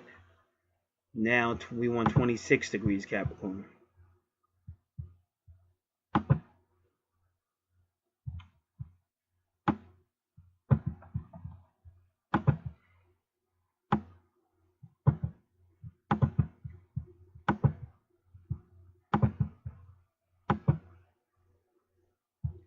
Withdrawn, enduring, and honest character. One revels in solitude and quiet activities, such as reading and writing. Although one is skillful in one's field of competence, one is unwilling to compete with others and contents oneself with a simple life devoid of conflicts. And a lot of times that's like earth angels do that. Like they don't want nothing to do with this world because they come to this world. Like earth angels come here to help, but when they get here, they like, oh, what the hell did I get myself into? And they just retreat. Or they try to love and get burnt. Like in the Bible, it talks about Joseph. He was an earth angel. That's why he talk about the same stuff I do, planets and all that stuff. That's what Joseph, he was talking about the stars and doing planets. And he knew how to do things right the first time. But his brothers, his 10 brothers, he had one brother that was faithful to him. His real brother, same mother, same father. But the other brothers had the same father, but not the same mother. But they was all about materialism, earthly stuff, earthly kingdoms, earthly houses. And they would do anything to get it, even steal from their own father. So Joseph used to tell on them. So Joseph knew all about astrology and stuff. And so they got sick of dealing with Joseph. So they tried to put their own brother to death. So that's what solitude is. And a lot of times you will end up in solitude. You'll end up somewhere isolated. because you're not going to fit it. Every time you go out in the world, you're going to be up in some bullshit. And the majority of the time, it's not even your fault. And I just read that to you about Neptune retrograde. It said it was it was Neptune. It said you get in trouble for stuff you didn't even do. You might find yourself convicted of something you didn't even do.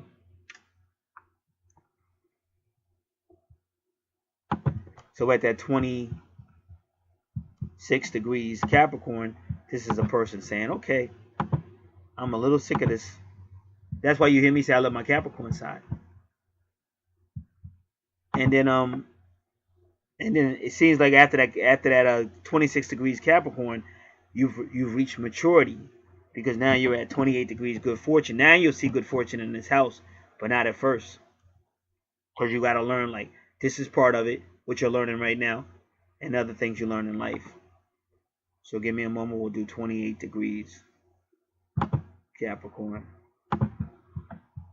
And also, it's a spiritual path too. So even your natal chart is encouraging spirituality.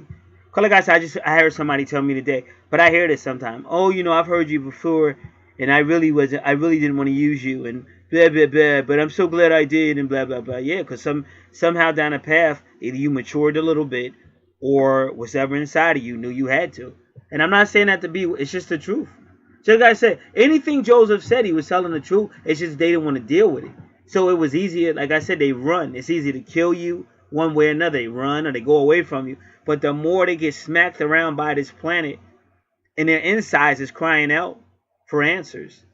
So you got to go somewhere. And you want to go somewhere who can answer the questions to some degree. Not just somewhere that makes you feel good.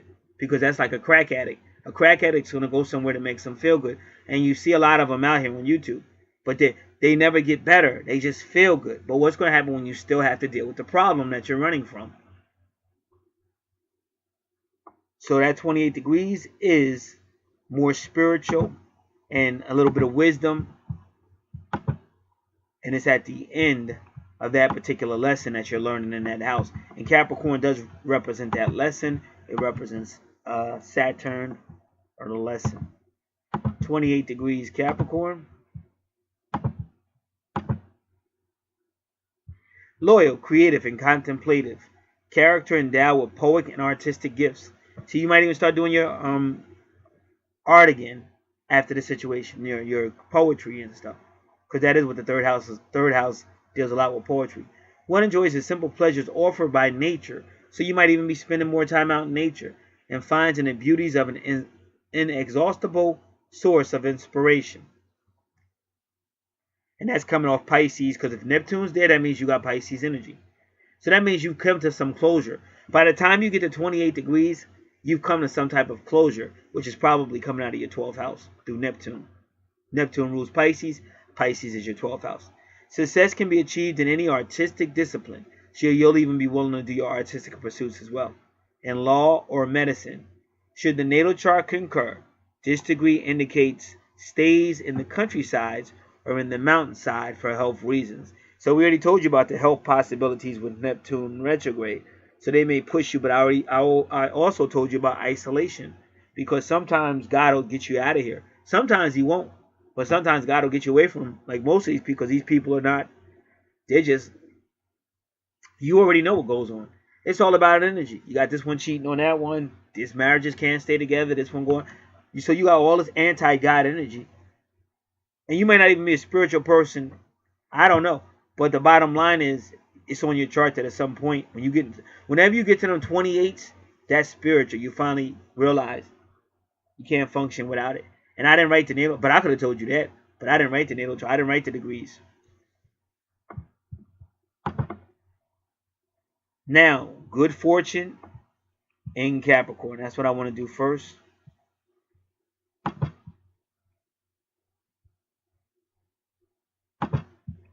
Good fortune in Capricorn.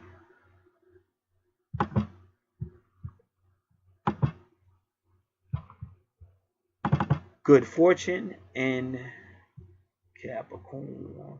They also call it part of fortune. It's that circle with the X in the center of it.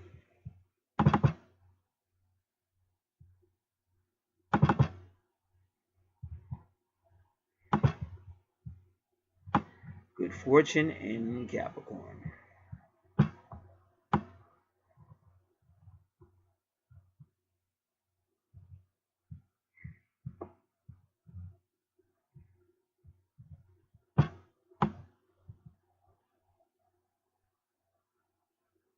serious and hardworking. This person will find their happiness and success through hard work, determination, and achievements. So I think it's going to come a time where you're going to move away from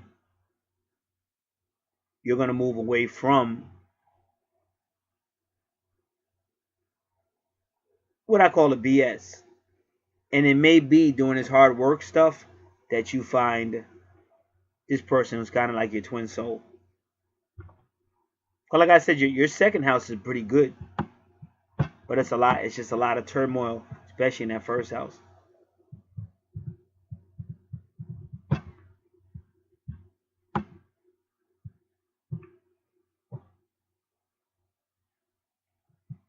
Now we're going to do good fortune in the third house. This person will have a need to communicate and a need to relate to their surroundings, community, and family. The third house, good fortune, gives him the ability to fill both of these needs. Often we find this placement on the charts of teachers, writers, speakers, newspaper reporters, and others who express themselves well. They are happiest when he conveys the idea and feelings to others. So it's almost like this person is going to get away and get more into their talents and their art, and that's what's going to help. But that's going to lead them to their other half.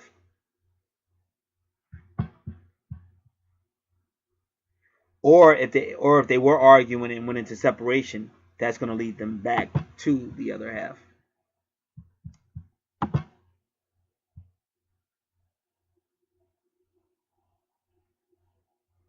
So now we go right from the third house to the eighth house because it's just the way it is.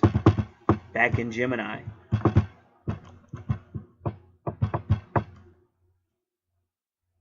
Whenever you see that cross, that's the vertex.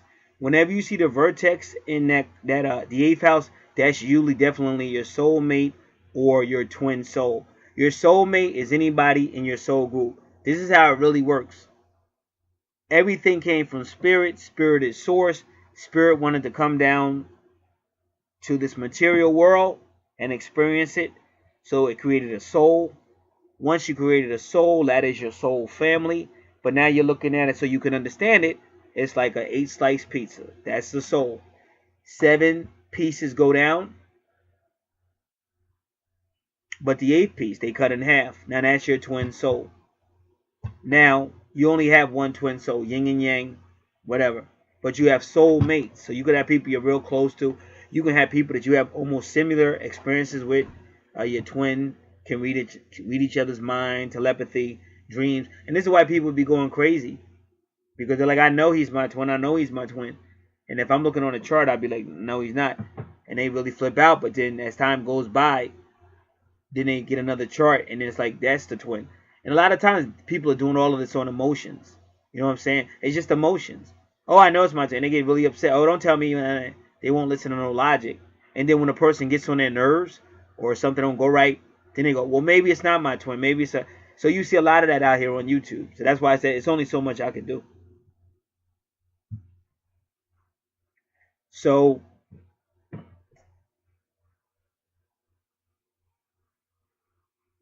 that's the vertex. So again, so any soulmate you could have a great relationship with. Because if you took two people that hated each other, if you took a female that liked a particular type of man, and you put her on a planet, on an island by herself with a dude that didn't look nothing like, within reason. But he didn't look nothing like, he wasn't like no, whatever she like. Let's just say she like a big, body. I like a man with a lot of muscles. Hair gotta look this way. Now that's what she likes. But what if you just took her and just put her with an average Joe? An average Joe looking guy. Alright? Now, you leave him on the island and you tell him, listen, you need each other to survive. We're not coming back no time soon. And if y'all don't learn how to work together and talk together, y'all going to die because you need each other to survive. You can't do anything without the other one helping you. That's the way the island has been designed. And they leave them two on the island. So like I said, it'll be a certain way for a while. But once they realize survival, like I got to talk to this person to get past this. And once they start talking and all that and then other desires kick in, when you come back, you're probably going to see a family of people. I mean, if they really want to live. Because otherwise they're going to die. They won't talk and won't help each other. They're going to die. So if you came back, you might see a family full of people. And they're all happy, hugged up or whatever. Because everybody's a soulmate. We're all from the same soul. That's why we tell them we're all brothers and we're all one. But it's this deception that they call third dimension, ruled by a bunch of demonized, crazy-ass people, lying to you about just about everything you hear is a freaking lie. That's why you got all this hate. So like all this stuff is just a lie. All the wars, all that stuff is about making money. Everything. So that's why you have to watch your energies and what you intake.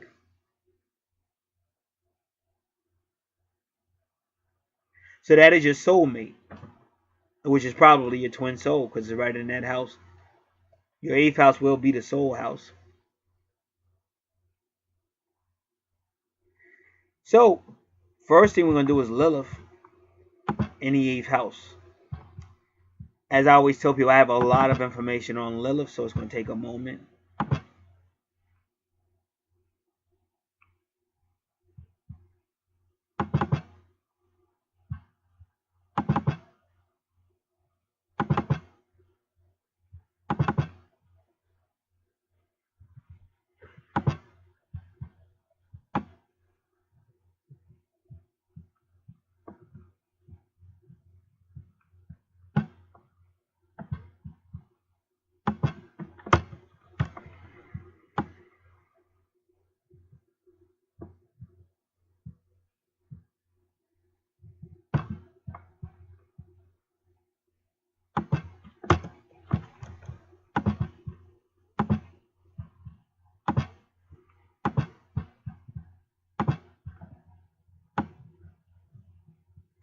Okay, Lilith in Gemini. Very independent, which Gemini is, particularly in intellectual areas. Perhaps you dedicate yourself to the beautiful literary arts or work in the public relations area. You have a diplomatic and psychological feeling and can entertain your fellow beings very well. Probably you tend to be superficial and your objectivity is limited sometimes because you can get enticed and bounded by ideas easily. You possibly like to change your fellow beings, especially partners, if possible, without their and even sometimes your own knowledge. In this position, emotions can be suppressed, unnoticed, or converted to rationalities. Because your 8th house is going to, the dead house you're looking at has a lot to do with your 1st house, which means your 1st house has a lot to do with your 3rd house. And this is all about changing you from a person that kept you separated from your twin into a person that can work with your twin. And that's why they told me, the angels told me this is all about Libra, which is the partnership. The 7th house. Or anywhere you see Libra.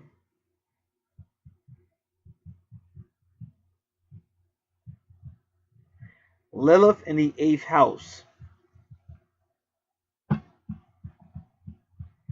Lilith in the 8th house is going to bring you into contact with power.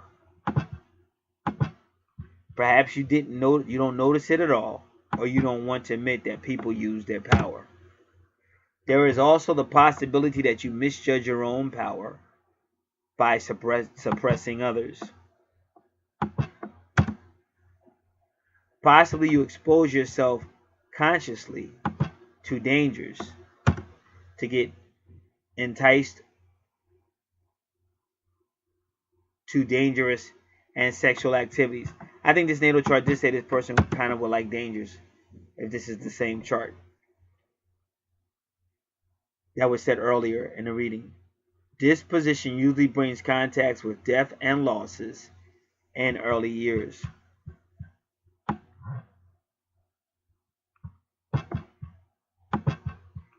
By your internal wisdom, you understand that death is a part of life.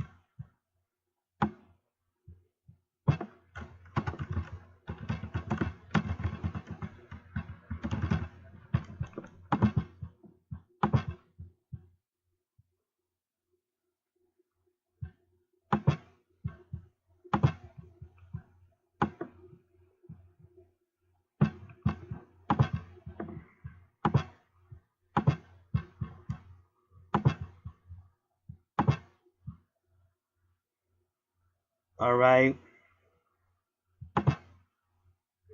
So again, vertex cross and 8th house is definitely your soulmate. So now you will meet some type of soulmate, a twin soul that's going to have Scorpio energy or Gemini energy.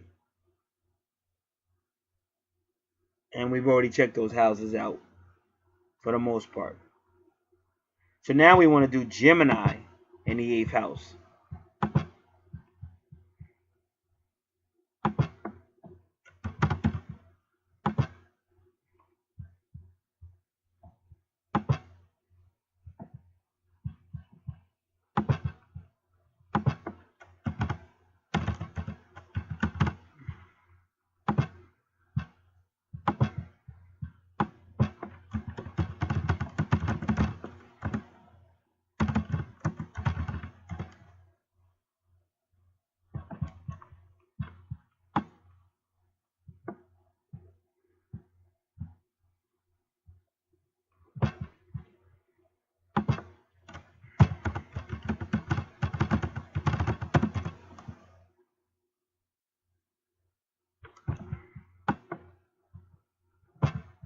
All right, let me just astrology.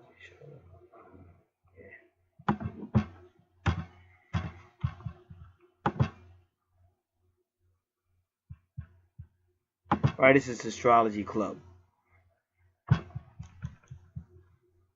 You seek power through communication and information. You likely try to know more or have more information and knowledge than others as a point of power or dominance over them. Because Scorpio rules the 8th house. Is all about power, power struggles. People with strong 8th house elements usually need to be cautious of emotional codependency. So once again, they're warning you of codependency, stalking, obsessions.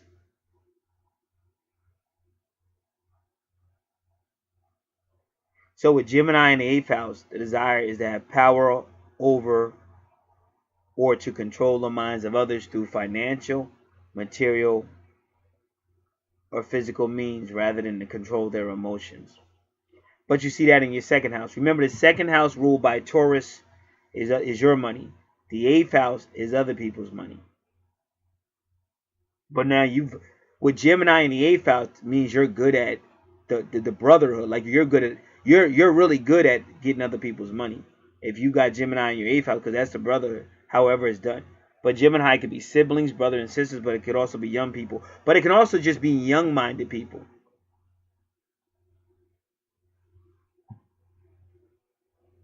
Sometimes with this position, you may find yourself in physical, sexual relationships which either boost or compromise your psychological influence and intellectual power over others, having you manipulating others or being manipulated by others to meet financial, material needs. And that's what the 2nd house looks like.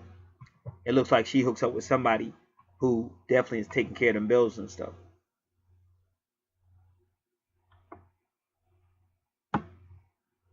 And that could be now or in the future, but it's definitely on that chart. Now, the reason why remember I was telling you Gemini is very immature, but they put Gemini in the 8th house because the 8th house is deep. So they got Capricorn, who is an old soul, in the 3rd house, making Gemini grow up. And then they got a Gemini in the 8th house, which is real deep, to make Gemini go deeper. So you can't just ask no general questions and keep it moving, because the deep is going to grab that ass and take it down deeper. So Capricorn in the 3rd house could even be the law, because that represents Saturn, which could be karma or the law. Like if you speed and you get a ticket, that would be Saturn.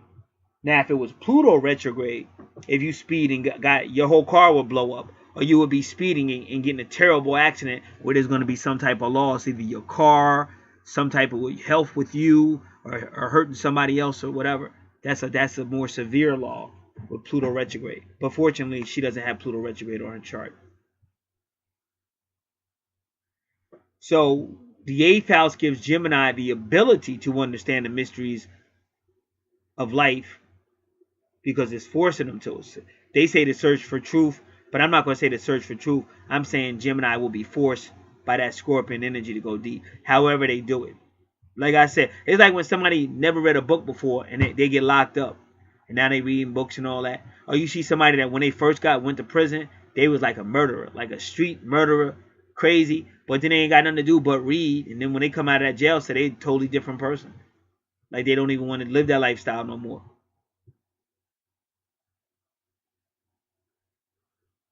But now they say this is the danger. This is the danger of Gemini in the 8th house. They'll get involved with the abstractions of mystery, but they won't understand the application of it. So you got to understand the application of it as well. Like somebody could write a book about, oh, living in the hood is so rough, but they still ain't never gonna understand if they never live in the hood. And that's why you got some rappers that just resonate with people because they was really living that lifestyle. And then you got other rappers that are kind of good at it, but they didn't really live it. Now, Gemini will be in concern with metaphysics in the 8th house, possibly astrology. Now, if Gemini, they don't want to just intellectually understand it. They have to understand the application as well as the communication. If they're going to get the full meaning of why Gemini is in the 8th house.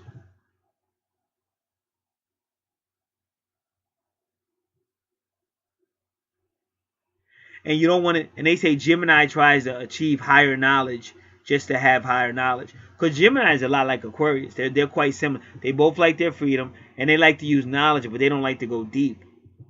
They both like to kind of like give that appeal, like I know, like I know knowledge, but they don't really go deep with it.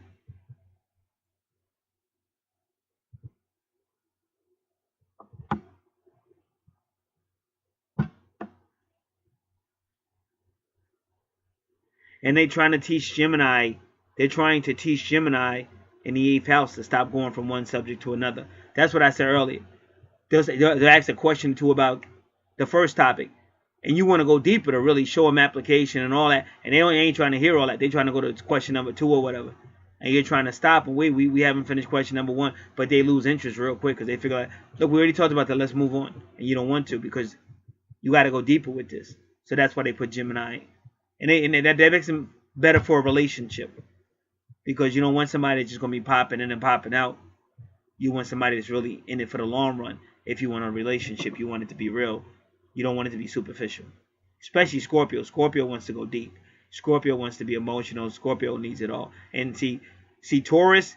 Taurus rules the 2nd house, which is opposite the 8th house. But Taurus is all about sensitivity and hugs and feeling and all that stuff.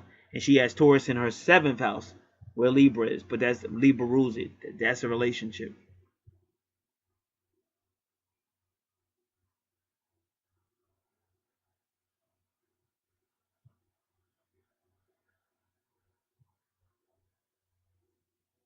So they say Gemini in the 8th house can see the interrelation because it's a mental sign. It's very mental. It just doesn't like to go deep.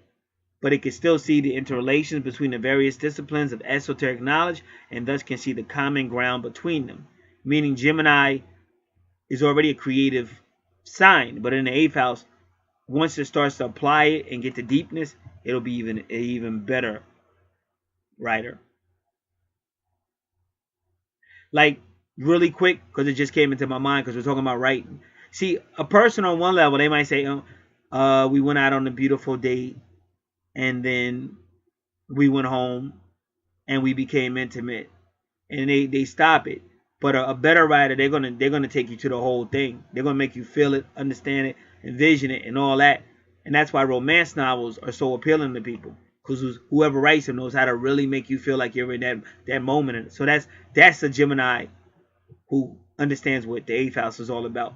It's going deep.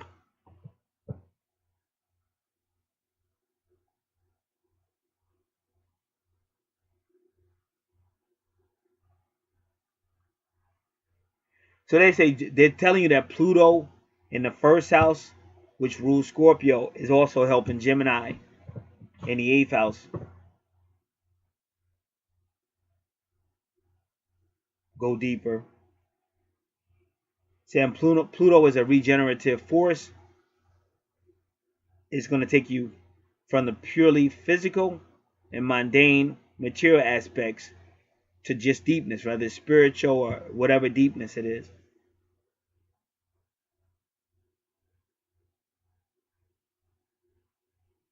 So Gemini in the eighth house, if it learns well, it'll be more than just I know, because see, that's mental, and that's Aquarius, because that's Aquarius's motto. I know. They're gonna be spiritual, intellectual, in any other level.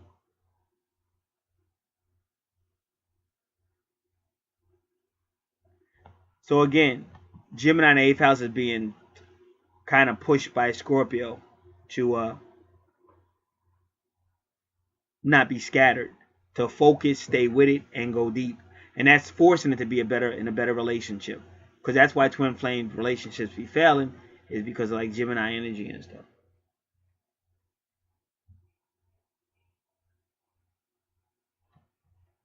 Like Gemini is a guy that'll meet a female and he says hi to her and she says hi, but she's gonna play hard to get, or she wants to see what he's made of, and he'll make a couple of attempts to talk to her, but if she keeps doing that, he's gonna give up and move on. And then she's gonna be pissed off, like, why would he even contact me if he on some bullshit? But he's saying, you don't want on bullshit. I done tried to talk to you 3 or 4 times. You don't talk or nothing like that. I'm out of here.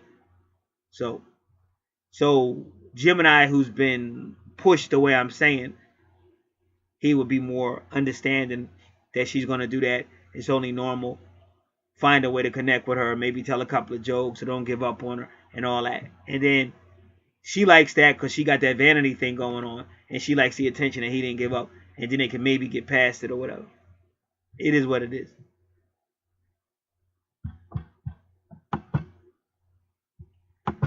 All right, now what I'm getting ready to read finally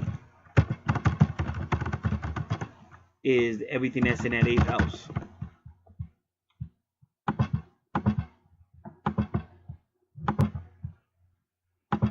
The 8th house is ruled by Scorpio, which is ruled by Pluto and deals with secrets, sexual matters, mysteries, doubt, accusations, suspicions, supernatural, psychic abilities, internal plotting, internal indignation, conspiracy, vengeance, revenge, anxiety, esoteric knowledge, forbidden knowledge, hidden knowledge, obsessions, addictions, compulsive power, compulsion, power struggles, manipulations, power manipulations, abuse, greed, lust, compulsive behavior, codependency, stalking, intense watery emotions, arguments, debates, tauntings, revenge, fear, intensity, psychic abilities, great transformation, high sexuality, doubt, debt, taxes, IRS, legal matters, court, lawsuits, inheritances, law breaking, shared resources, finances, business, karma, other people's money, the soul, reincarnation, afterlife, birth, death, resurrection, rebirth, regeneration, rejuvenation, animalistic behaviors, freaky, down and dirty behaviors,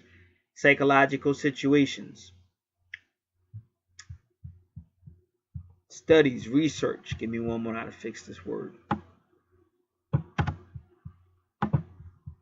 Knowledge, forbidden knowledge, hidden knowledge, investigations, investigators, managers, agents, addictions, drugs, alcoholism, other worlds, creepy crawlies, other dimensions, science, higher sciences, holistic healing, spiritual healings, alternative medicine, internet, long distance, advanced technology, alchemy, metaphysics, sacred geometries, things that are forbidden, taboo, astrology, knowledge, hidden knowledge, aliens, higher life, deceased persons, astroplaning, telekinesis, telepathy, dreams, interpretations, animals, enemies, Halloween, the divine womb, deities, tarot cards, higher thoughts, inheritances, loans, banking, animals, pregnancy, women's body, and finance.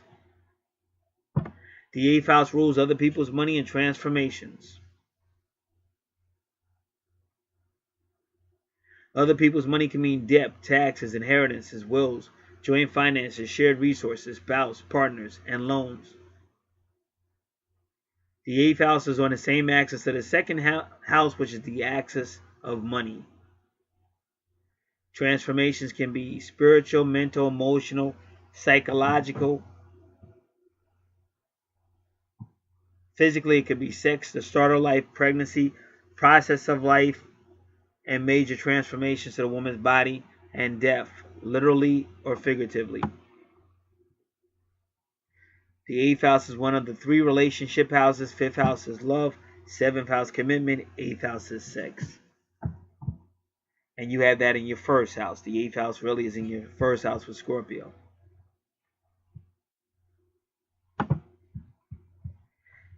Now Scorpios, again, they don't trust you. They're just like Neptune and Scorpio. They will doubt you. And if they have to figure out what happened, they're going to choose something negative usually. But once the Scorpio trusts you, they're very loyal. But they're very transforming, hard to figure out, very secretive. And they're very psychic. So if you do something and you think they can't find out, but they probably will know. And they won't forget. They're very, and they'll pick the time. Especially with that Lilith in the 8th house. So this person, they'll pick the time when they get revenge. And you would never see it coming. You may never find out. But if they think you did something, and they're pretty sure you did it, because then they may not even talk to you about it. They have psychic abilities, but they're already scheming to get some type of revenge.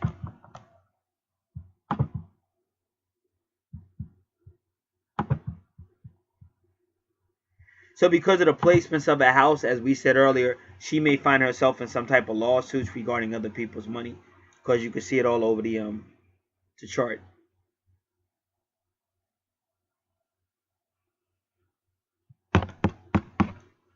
All right, now 4th house is family. Only thing there is Aquarius. So she may not have had a traditional family, but she views her family as just people she may be associated with. And for more information, you might want to go to her 11th house. When we get there, we'll talk more about it. 4th house is teenage to adult education, land, property, real estate, family and ancestors, the heart, vehicles and travel. And whoever raised her in a mother position is Aimon Kweli. And that person will be in her subconscious her whole life. 5th house is spiritual. So somehow she associates inspiration or spirituality with her 5th house. 5th house is about fun and creativity. But again, she may be some type of spiritual writer. She may be some type of spiritual teacher for younger children and stuff like that, or even a spiritual writer. These are things she may be doing now or may do in her life. A lot of stuff I'm saying now, it may happen in her life. This is why I tell people to take notes, because what happens, you go on with your life and you forget. And you may meet somebody, and before you know it, you're in some Scorpio shit, and then you're pissed off, and you done forgot all about this reading and all of that. And all of a sudden, your angels or whoever got to bring it back to you. That, yeah, you know, this guy warned me this stuff was going to happen. But when you take notes, do you have them? Just make sure you put your notes somewhere where you won't forget.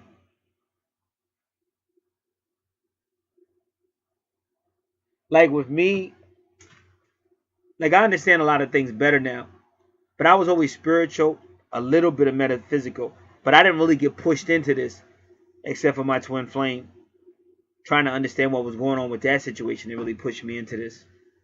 And but I'd already made up my mind. I've been on this planet long enough, and I just know, like, to me, it's different names, but this is not the first time I've had all kind of weird experiences with a female or all that. You be way out of town, and the one female you was looking at is right there, and all kind of crazy shit. So this was nothing new to me. I've been doing this for a long time.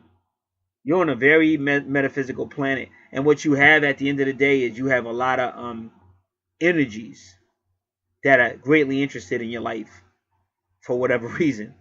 Whether it's playtime for them, I don't know. But basically that's what it is. And you could take control of your life, but most people would they'd rather not. Instead of thinking, they'd rather just keep being told or being in some type of groupie or, staying dumbed down. They don't want to think. But like I said, so I already knew I wasn't going through that crap again. As soon as I seen it, I was like, oh hell. I didn't know what it was. I didn't know nothing about no twin soul. But I wasn't going through it again, especially not like that. And then, like I said, she made her own choices not to talk, because I went out of my way to try to talk, but she was just about mind manipulation and all that crazy stuff. But that's why I told you some of this stuff is not going to happen for years. Even though you met that person or whatever, you may not see them again. It just depends. The universe tries to push y'all back together kind of quick. But it's just a natural process, because at the end of the day, she has to grow up. She's got to want to have a conversation and not just sit there playing games all the time. So that's a little bit of immature. I mean, she's got to grow up emotionally. And that's what I was just telling you about Gemini and all that stuff. The person's got to want to grow up to the point that they'll have a conversation or whatever. So what I'm trying to tell people is you can look at astrology or any reading you get as a guide. That's why they call it angel guidance. You get a guide, but you have to make the final decision because you may not be ready. You may have already been in relationships that all failed and all. You don't want to do that crap no more. You want to do something else with your life. So it's all about timing. And with me, I just know to be honest with spirit or honest with God and just be me. But each person's got to make their own decision. But if you allow your life to go into turmoil, that's your fault. Because it's easy to blame somebody else, but you have something to say about it. So if you just allow your life to go in turmoil, especially after you've gotten warnings and all that, then you kind of did that to yourself. So again, in her 5th house for her is inspirational. She might be some type of inspirational motivator, inspirational writer, inspiring other people through her creativity. This is all the 5th house. Fun things that are inspirational. But now you got Saturn retrograde. So we're going to do 20 degrees Pisces.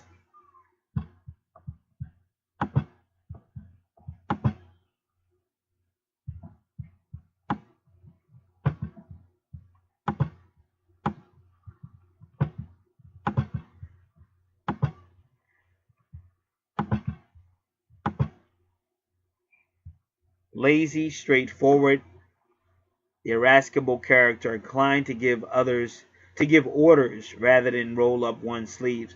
So you don't want to be bullying your children. Now, why am I saying that? Because the 5th house is the house of children as well. If one has the willpower to overcome one's laziness, success can be achieved in fish cannery. But then they did tell you to watch out for water and stuff, so just be careful. The exploitation of salt marshes or deep sea fishing. So like I said, be careful of water because they warned you to be careful of water. According to Millennius, a Roman astrologer of the 1st century AD, this degree, 20 degrees Pisces, highly favors the hunting, processing, and trade of big fishes such as whales, sharks, tuna, cod, and even mackerels. And it's funny how that's Pisces as well, because in the Bible, Pisces represents the Christian age.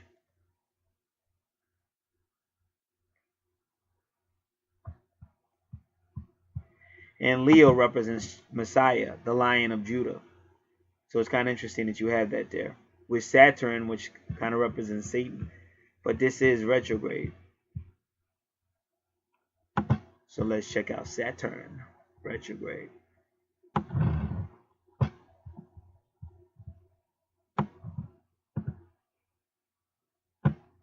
Saturn and Jupiter are the 2 social planets. Saturn slows everything down, but in retrograde it can be a tough taskmaster. See, now you don't want no tough taskmaster in your house of fun. But see, that's what religion will do to you. Because remember what they said about her in the 1st house? They say she had been repressed because of spiritual or some type of orders. Somebody saying that's not the way to act. So now she's repressed, and unfortunately she may put that on her own kids. So they're warning you not to do that. Like I said, you got to find a way. I used to work, like when I was young, and I worked at this fast food restaurant, and there was this female, this white girl, but she was Catholic, but she worked with me, like we were a great team. But she was like just real cool, and we were like a great team and stuff. And but she had some type of bad experiences with her father or something, the Catholic Church. So when I saw her again, like we left, we didn't work together again. And then when I saw her again, like it was years later, we worked there again. But 2 years are going by or something. She's a totally different person. She was totally against like me and her were still cool, but she was not that person she used to be. Like she was not having it. Wasn't nobody gonna tell her shit and just all kind of crazy stuff.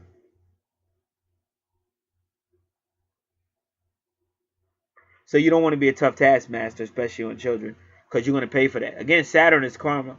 You have to be careful. This is what I'm trying to tell everybody I try to teach. Like anything you go through in life, you got 2 energies you're dealing with. That's why you on this shoulder you got the white angel in the white gown. On that shoulder you got Saturn, It's always going to be two energies, yin and yang, no matter what you call it.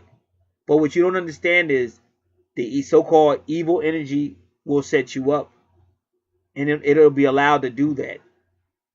But then you're gonna be the one taking that fall, because it's still based on your decision. That's what I'm trying to tell you. People think because something's in their natal chart, well, it's in my life purpose, I have to do it. Not if it's crazy, because you're gonna pay for it if you do it. So that's what I'm trying to tell you. Astrology is a guide. All of this is a guide. You have to make the final decision. And if you're weak, then you're only hurting your twin. Because if you're weak, they're going to keep being weak.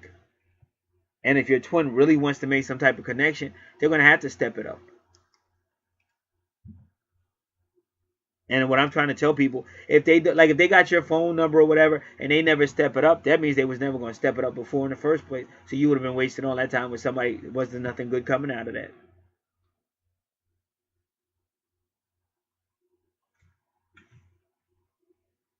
In my case, I work with them every day, and the universe kept me and that person together every day.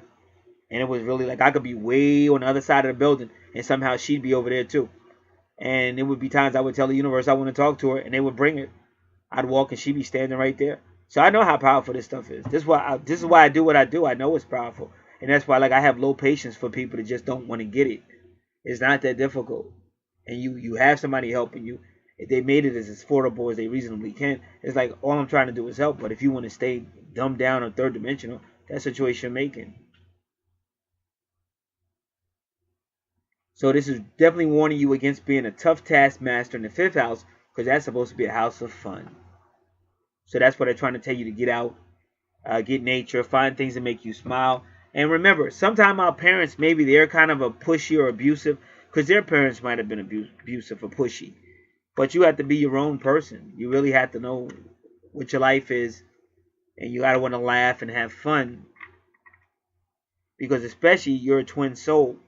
So you may actually make your relationship with your twin soul worse because of your Saturnian ways or Capricornian ways and things like that.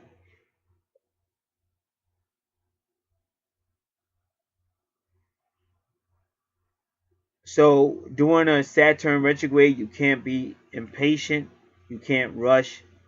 You have to learn how to breathe and then do things right the first time. You may also have issues with authority at that time. If you're working on legal matters such as contracts or deals, they may be delayed.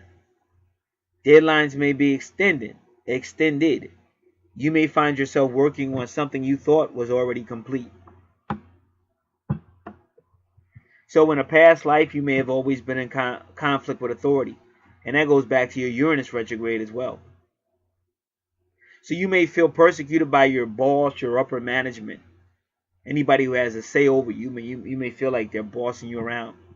But you may also be abusive. And that's why I said when you see Saturn retrograde in your 5th house, that's kind of implying you. But sometimes it could be your twin. That Capricorn energy might be him, who knows? But either way, somebody somewhere, parent, somebody somewhere has been abusive or bullyish. But Saturn retrograde also means that you may have trouble setting limits, which means you still get bullied because you don't know how to stand up for yourself and set limits. People may take advantage of you. Even parents with kids. You see that a lot because a lot of parents had strict parents. So if you were growing up in the 50s and 60s, your parents might have been kind of strict. So now you don't want to be, now you're all easy on your kids and stuff. Now your kids are all spoiled and don't get no discipline. Now they all crazy. And then their kids are going to be even worse.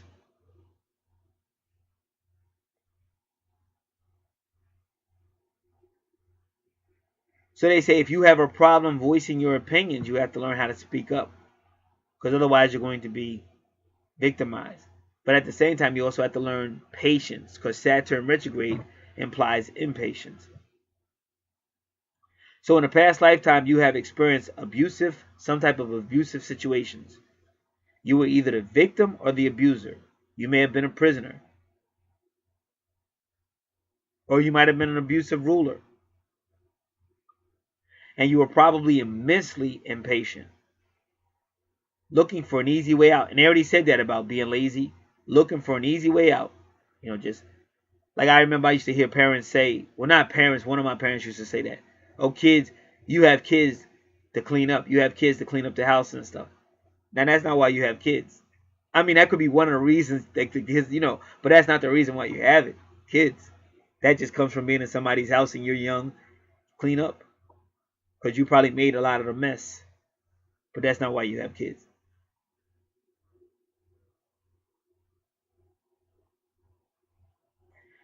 You have to learn the lessons of being patient and accountability. In other words, you have to hold people accountable. If they did something to you, you have to hold them accountable. But you also have to hold yourself accountable, not to be bullying people or making people do work that you should be doing yourself. Even if your kids are cleaning up, you could help.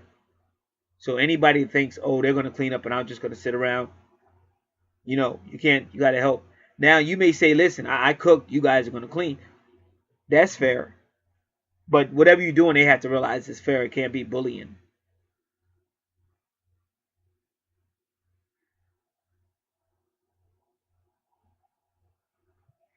So that's your Saturn retrograde in the 5th house.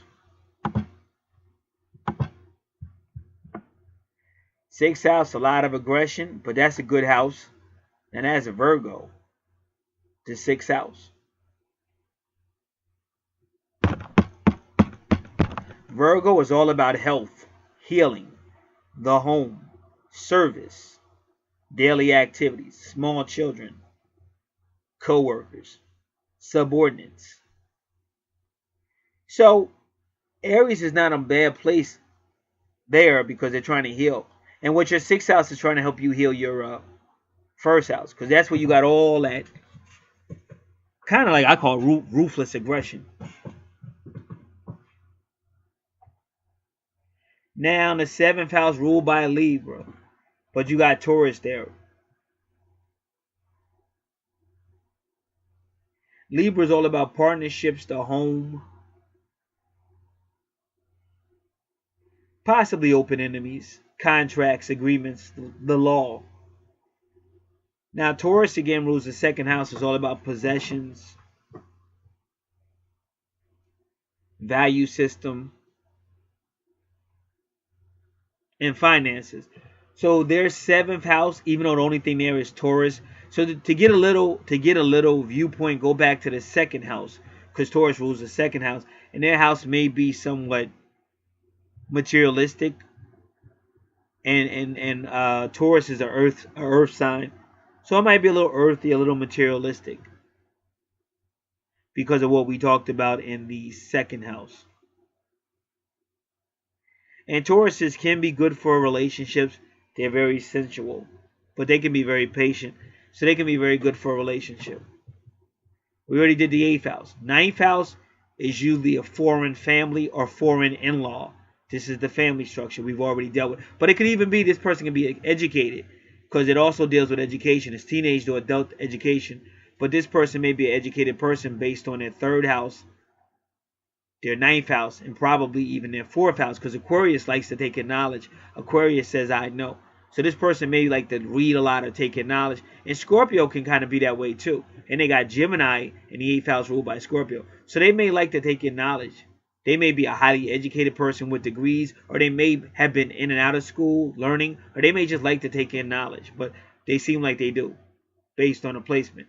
Now, the 8th house, the 10th house is career. Some type of leader, could be some type of romance, love, some type of travel career.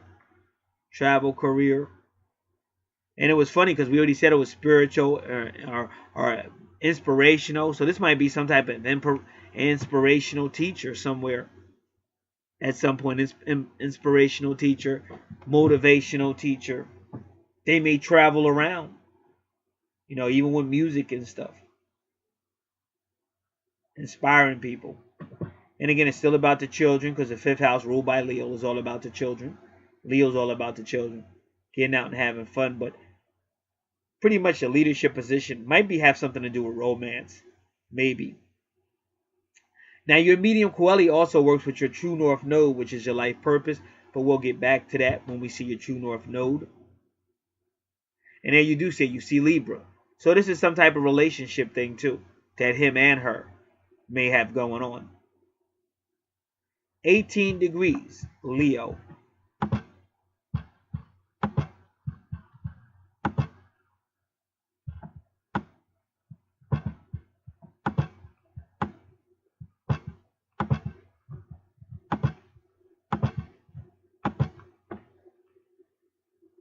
Unintelligent, stubborn, and boasting character. They hate us. They hate us, Leos. One behaves with arrogance and tends to meddle in other people's business, which brings about numerous enmities. If one is ready to work hard, animal husbandry and horse trade is profitable. Otherwise, life is most likely to be dull and precarious. If the natal chart indicates great intellectual capacities, and it does, the interpretation of this degree is brighter, but one must refrain from attacking people who are stronger. That was deep.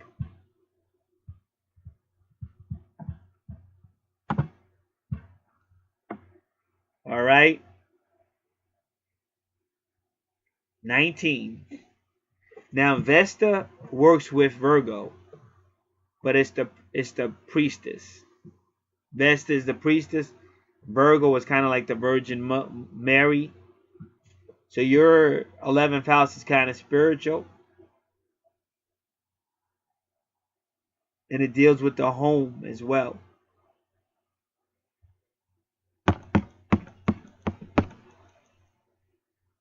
Because of Virgo. Your 11th house deals with the 6th house.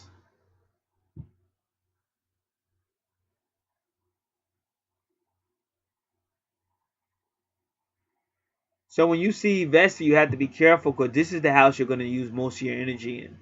And this is the house of friends, association, and groups. But you have to know how to take breaks and rest and refresh yourself, or you'll start to have health problems. Wherever you see Vesta, that's where you know you have to take breaks, rest, refresh yourself. And whenever you see Palace, Palace will help you see patterns. But again, Palace can also deal with social issues.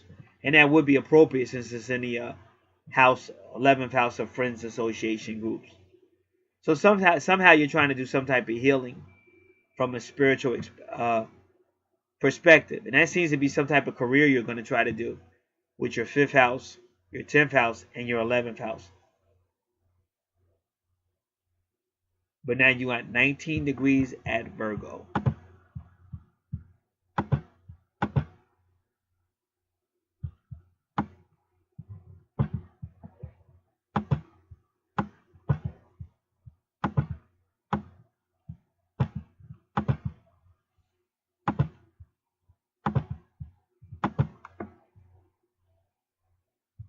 Inventive and honest character,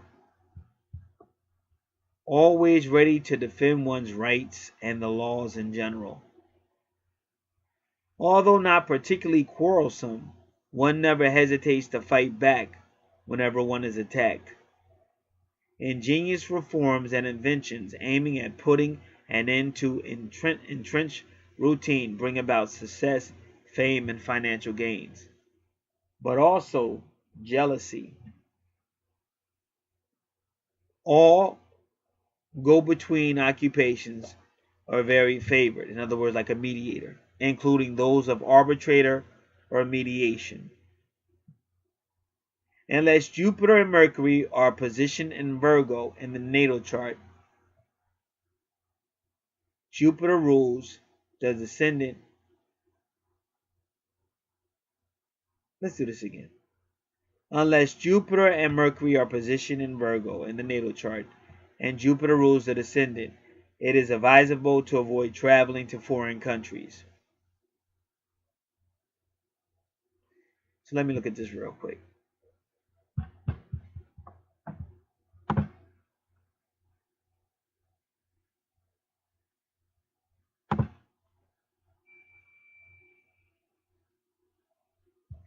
Well, your Mercury is in Libra, which your 7th house is the descendant. But it basically said if Jupiter rules, because your Jupiter is in the 2nd house. But ironically, your 2nd house is ruled by Taurus. which is in the 7th house. But they've been warning you about water. But you know, like I said, some things you just got to take with a grain of salt.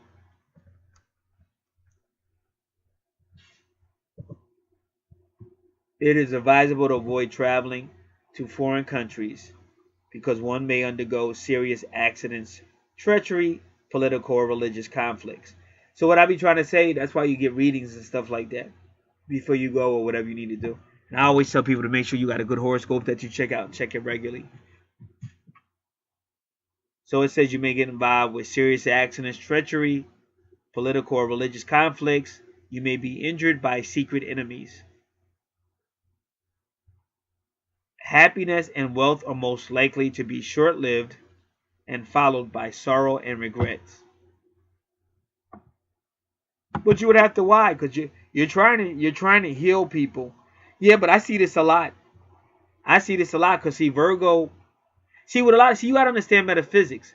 See, we always talk about Jesus and the cross, but Mary went to the cross too.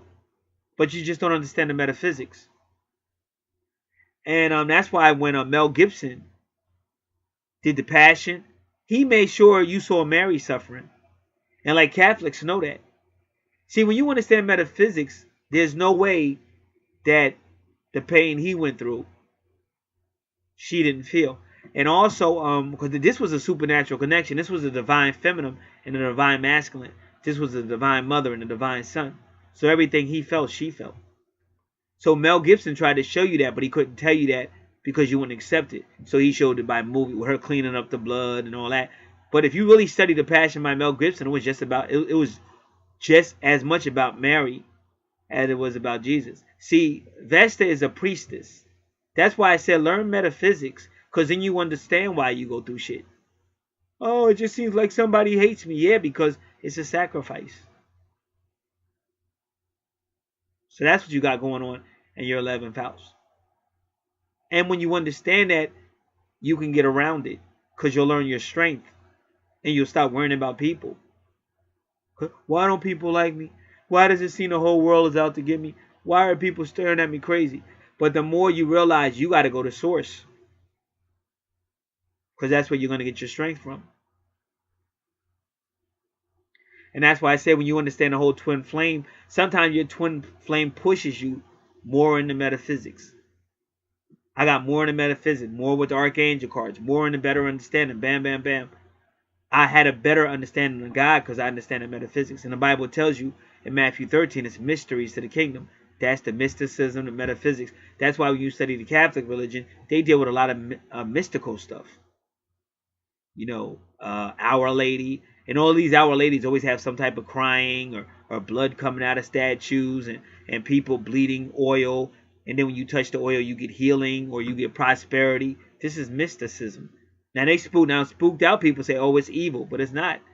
The more you study it, the more this is called mysticism. And I keep trying to tell you, all those words were not being used until these people came over and dominated everything. And to set up their power, they took away yours.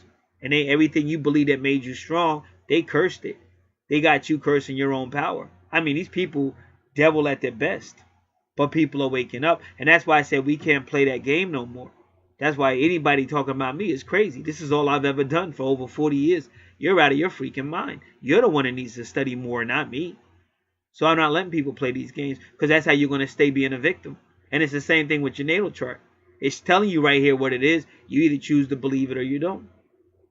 And nobody can help you with that but you. All they can do is show you the route you should be taking. So that is coming. So that's coming with you for the territory. You got some type of divine feminine, Mother Mary, sacrifice going. Almost like even if you try to help, it could blow up in your face. But that's why you take a couple of steps at a time.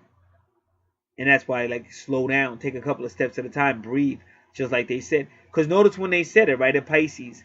Pisces is all about that inspiration. That's the 12th house. Helping people, inspiring people. But they're kind of warning you that a lot of those people sold you out. So you just have to be careful.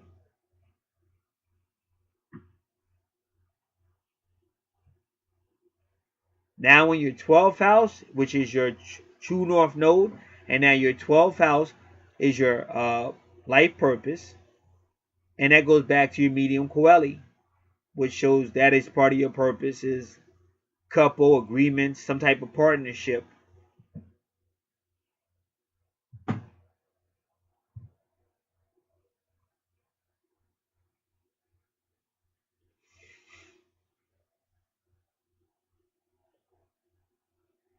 So now I'm just looking at a couple of things. All right.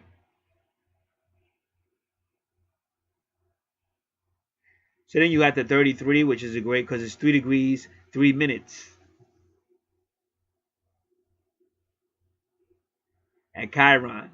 So your 12th house is about reckoning, but it's also about buildings, but it can be about isolation because sometimes people have to be alone to heal. And a lot of stuff that's in your 8th house can also be in your 12th house too, like prostitution, alcoholism, animals. It just depends. But this is where you're supposed to go into your subconscious mind and deal with it. And depending on what planet you have in your 12th house or planets, it could have to do with angels that are there to help you.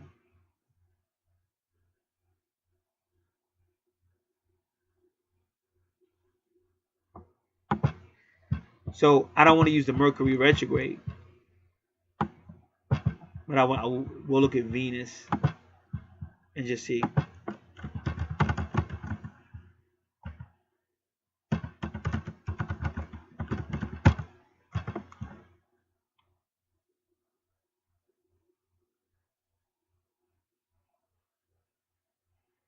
All right, now this woman's very good.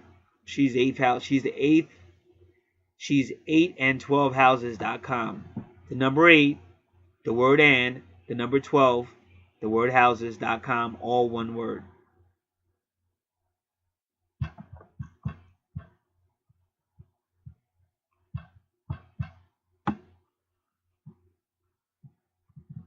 All right, I'm just going to put this on WordPad and make it larger.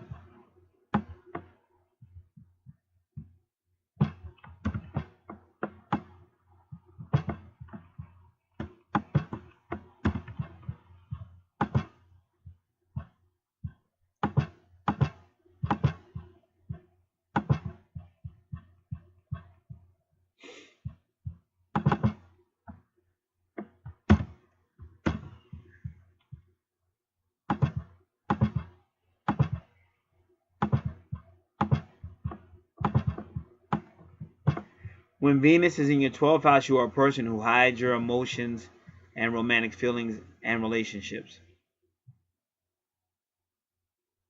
Because the 12th house can be things that are hidden. The 12th house is known as the house of suffering. So that's funny because I just got finished telling you about the Virgin Mary and all that stuff. The energy that rules this house is kept hidden or a secret. The deep secrets about your own personality as well as your emotions are locked within you. But she keeps making it seem like it's a secret, but the whole point of the 12th house is to deal with it, to reckon with it. Because your 12th house is also about endings and karma. That's why it's ruled by Pisces, the last sign of the zodiac. This placement is an indicator of suffering through love affairs and through a heartache at some time in your life.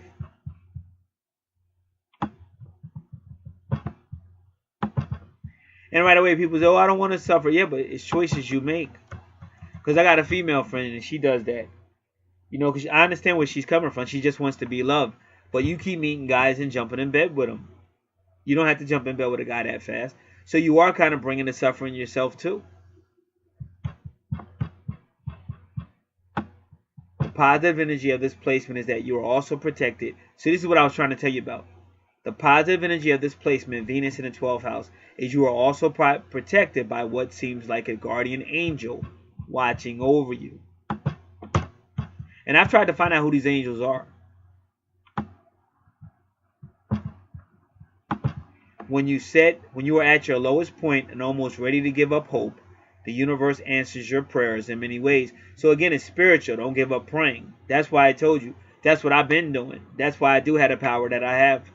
because you will lose. You will go if you left it up to your charts and all that alone, or your readings, tarot, or angel cards. You lose your freaking mind. You will lose your mind. So you got to have, and just dealing with people, you will lose your mind. You got to have that spiritual connection. This is why this is coming out of your 12th house.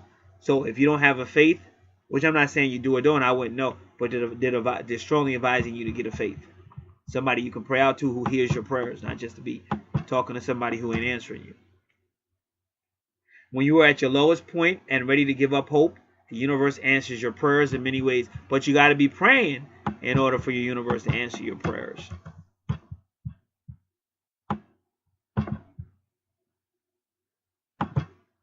You are always protected, and you are guarded more than others around you by invisible forces. So first she said a guardian angel, now she's saying invisible forces.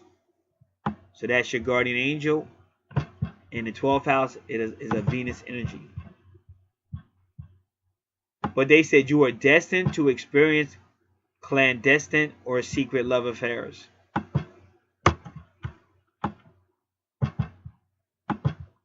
This happens because your expression of love is kept secret from others.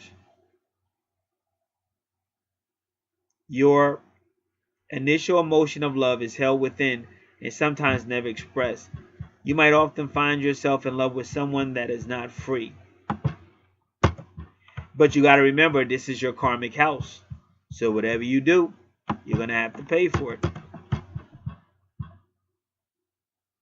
You may fall in love with someone who is already married or committed to someone else. Now this is her talking. I have studied several charts with this placement, and almost every time the client reveals to me that they either had an affair, were in love with someone they could not be with, or they were in love with someone and never let them know.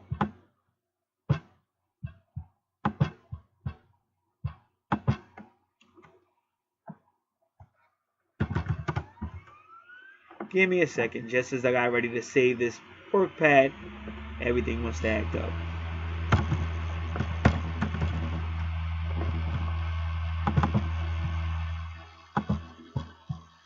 You will experience hidden feelings. You will experience hidden feelings of secret love that just hit 9:11 p.m. April 5th, 2018. I believe it's Thursday. You will experience hidden feelings or secret love affairs at some time in your life. Sometimes the feelings are acted on, and other times you will keep them hidden and repressed. You may not cheat on your partner, but you will have some emotional affairs because of the energy of this placement. Even the most moral, committed, and happily married individual can fall prey to this placement. This can be extremely difficult for you, but with understanding and compassion, you will eventually heal. You can suffer as a result of the relationship that you find yourself in. It is important for you to truly look within and be honest about your emotions. You have a tendency to be attracted to partners that have some type of pain in their life.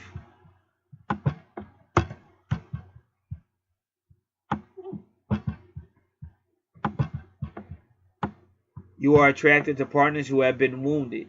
You fall in love with people that need your help and that you feel you need to take care of in some way.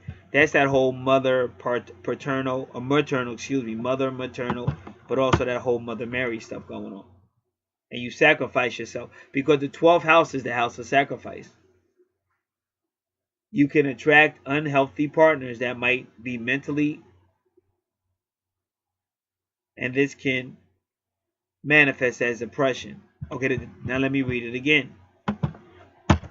You can attract unhealthy partners that might not be mentally stable, and this can manifest as depression within you. And that's what we started your first house with. And I told you your first house had the whole 12th house, first house stuff. So your first house is still your 12th house, and your 12th house is still going to be more 12th house. So these are things you just have to be mindful of. And again, they kind of told you that, but I showed you how to deal with it. Because you can do it like most of these people on YouTube, it's all about emotions. They don't want to think. And this is why they're never going to really get whatever they're looking for. You have to balance out the thinking with the emotions. That's why it's Libra. It's the yin and the yang. You have to balance it out. And that's why you have Libra here. And it is about relationships, but it's also about balancing out the relationship. You are spiritual and can fall in love easily with partners that are spiritual. Love and spirituality go hand in hand for you. Love is okay. Just be cautious when you have feelings for others. Sometimes you can put people up on a pedestal and have illusions, and that's what you get when you have Pisces in the 5th house. Sometimes you really put the person you care about on a pedestal, and then that's how you go to disillusionment. You get hurt, and you can have illusions about how someone truly is because you only see the good in others. And that's also Neptune retrograde, I think, in your 3rd house. So it's almost like wanting something to be a certain way, and that's how you become victimized. And now you're upset because you were victimized, and now you're doing things you shouldn't be doing or whatever. You can be blinded by love and ignore all the red flags of disaster before it is too late. You will naturally love others who are wounded, outcasts, or those that people make fun of. And that's again when you see Aquarius, again that's in your family sector. These are the outcasts. Like they say, Uranus and Aquarius are called the weirdos of the zodiac. You have great compassion for those who suffer and are different. Sometimes you can get involved in relationships with partners that have additional issues. Like an addict. Drug addiction issues or alcoholism, alcoholic addiction or drug addiction issues. They say you are a natural codependent. And that's why I be saying about when a woman is maternal and she likes the bad boy because she thinks somehow she's going to be motherly or he needs me and all that. I can help change him and all that crazy shit. So she's smart because she might not like me saying, but she's kind of young. So at least she's getting the truth. So at least I'm proud about that. At least she's getting the truth. Now what she does with it is totally up to her. You are a natural codependent, and when you are in a relationship, you need to be careful not to neglect yourself for others. And see, all this is going on in your 12th house, which is the 12th house about sacrifice, and that's the biggest warning in the 12th house.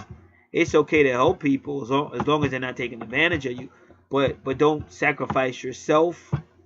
And you still got to teach. The best thing you can teach them is how to help themselves instead of always relying on you. And then don't martyr yourself. Like don't sit there and be going, woe is me, woe is me. Well, you make choices, so don't keep going, woe is me. Make better choices. They say you really have to learn how to love yourself first before you can love other people in a healthy way.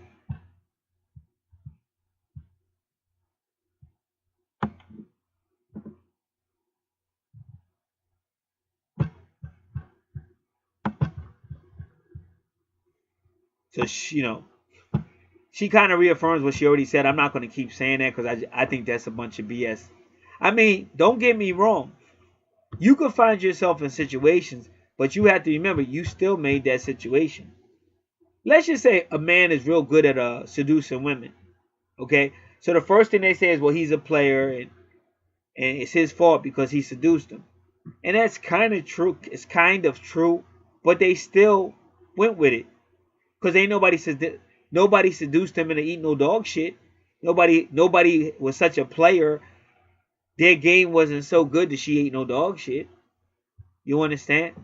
So she did agree to something. So we can't keep going making excuses. So if something's coming your way, it's because you're allowing it to come your way. Because you could do something about it if you wanted to.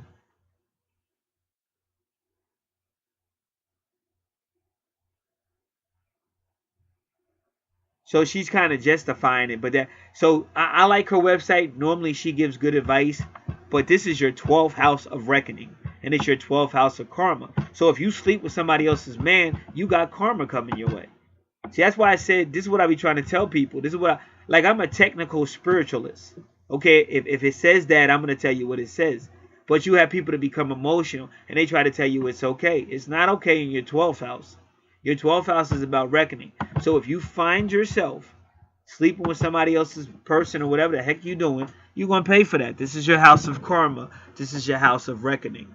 So you're here to take whatever in your dark side, your shadow side, in the closet, your subconscious, and reckon with it. That's why you're here. You're not here to meet somebody else's lover. You're not here to fantasize about being with somebody else's lover and stuff like that. Because if you do in the house of karma and reckoning, that's what you're going to get back in this life or the next life to come.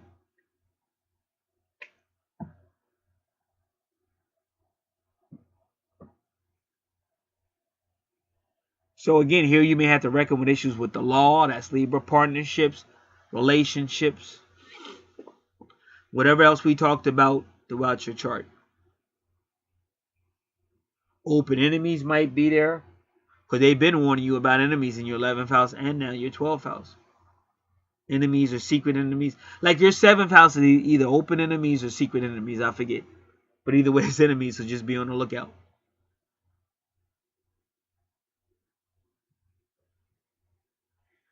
Also, you're going to have communication problems. It's going to be hard for people to understand you because you had that Mercury retrograde.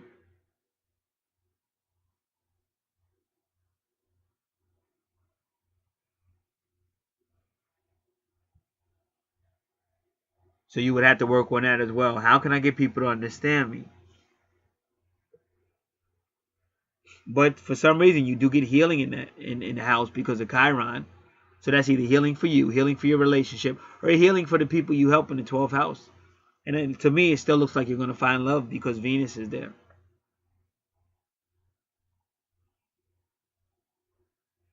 Secret love is not, maybe you're hiding from your parents. Like, I don't know. Secret love is not necessarily wrong. It's just depending on who you're loving. What is the status and why are you keeping it a secret? You know, why? Because if it's a secret love affair because of somebody else's boyfriend or you're with somebody, but you know, then that's not the best place to do it at. In the 12th house. See, when they tell you 12th house and when they tell you secrets in the 12th house, they're talking about reckoning those secrets, bringing them out, dealing with them. It's not talking about keep a secret. You're missing the whole purpose of the 12th house. That's why it's the final house. It's the spiritual house. Because when you begin to grow up, you stop seeing life the way. Like, oh, it doesn't matter. Oh, nobody knows. Yeah, it does. You do know. That's why you talk about Judgment Day. It does. That's why they say heaven and hell. It does matter. That's why the 12th house is Pisces. It's the spiritual house. All right. 3 degrees, Libra.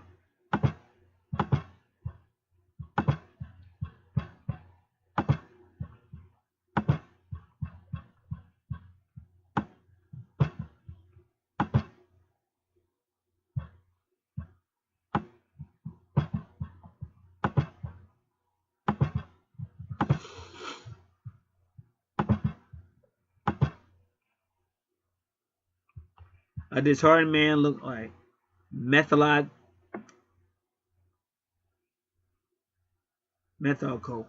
It's methodical. Affable, and obliging character. Nevertheless, excessive kindness may lead to trust unworthy people and thus to miss good opportunities. One is urged to identify past mistakes, learn from them, and start fresh on more suitable basis. Otherwise, life is bound to be precarious and fraught with ordeals and hardships.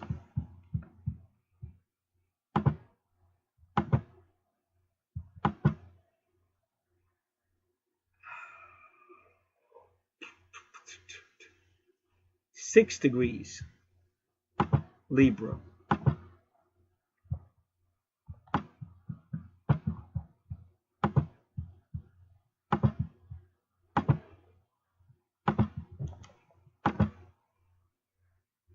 Passionate, self-righteous, determined. This person will either be symbolized by the bird of prey or the triangle. That means they'll either be aggressive, spiteful. They'll use their intelligence for base ambitions and does not hesitate to resort to cruel actions in order to defeat their opponents. There are dangers of severe injuries by fire or sword. Now that was a prey, the bird of prey. Now for the triangle, it indicates a strong interest in spirituality, religion, sociology, but also some sort of over-assertiveness with borders and intolerance. In both cases, one must renounce all forms of excess and violence. As one ages, one becomes able to help other people, become psychological and morally stable. Psychologically sound and morally stable. But they said it as one ages. Because like I said, on that other one you saw 28 degrees. And where's your other 28? 28 with Pluto.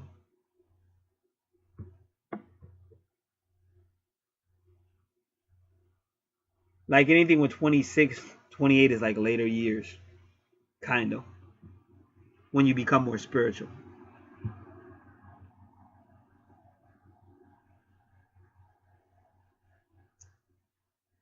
"17 degrees Venus. 17 degrees Libra.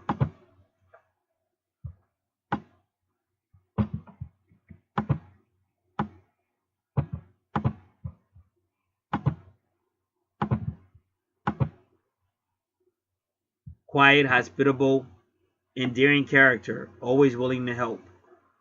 One comes from a wealthy family or one earns a fortune without great efforts. This degree describes a peace-loving person who acts as a mediator and takes it to heart to solve conflicts and alleviate deprived people's hardship." But again, don't let people take advantage of you. See, a lot of people do that. Like they may live dirty, but then they try to do something really nice and they think that covers it, but it doesn't. You got to really repent from whatever dirt you did. And again, helping other people is not a guarantee of anything other than that you helped other people. Like if you really understand spirituality, you really have to have a one-on-one relationship with God. That's a fact. That has nothing to do with theology or, oh, it's just my religious belief. That's a fact. Because that's why I said most people don't understand spirituality. They like to say like they go love and light, but they're not really love and light people. Or they like to say the right words, but they really not what they talking about.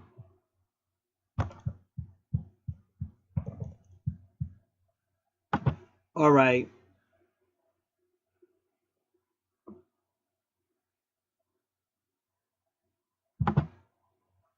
That was 17 degrees. 17 degrees Libra. Now we're going to do 16 degrees Libra looks like.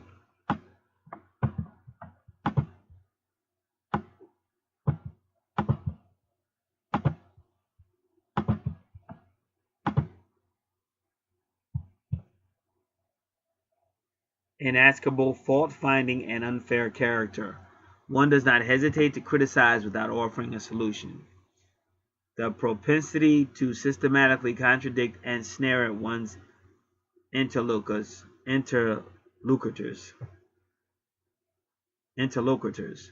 must be tightly reined in lest one undergo serious setbacks.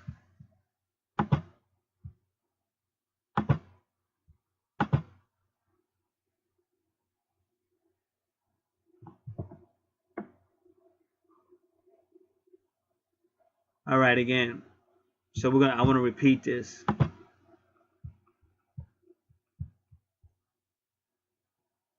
Zero to 9 degrees is the physical side.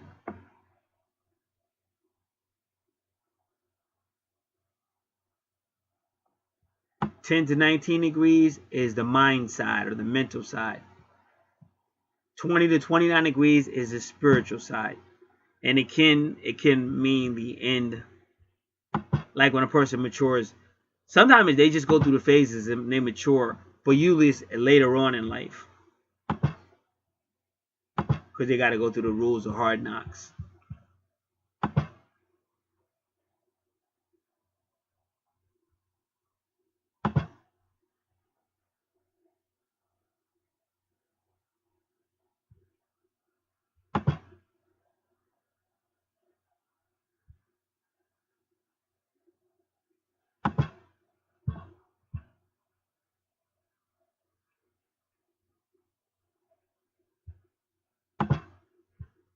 26 degrees Libra.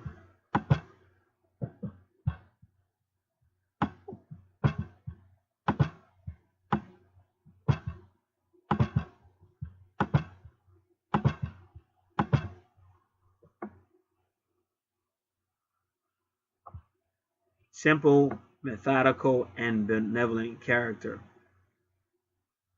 Although one is deeply devoted to one's professional and family responsibilities, one always manages to find the time to lend assistance to friends and neighbors, and leaves no stone unturned in order to help people in distress. One enjoys a comfortable and peaceful life, and one is blessed with a very good health.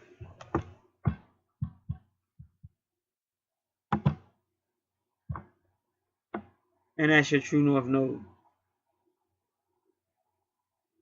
Now, somebody might say, well, is my true north node, is it saying that this won't happen till later in life?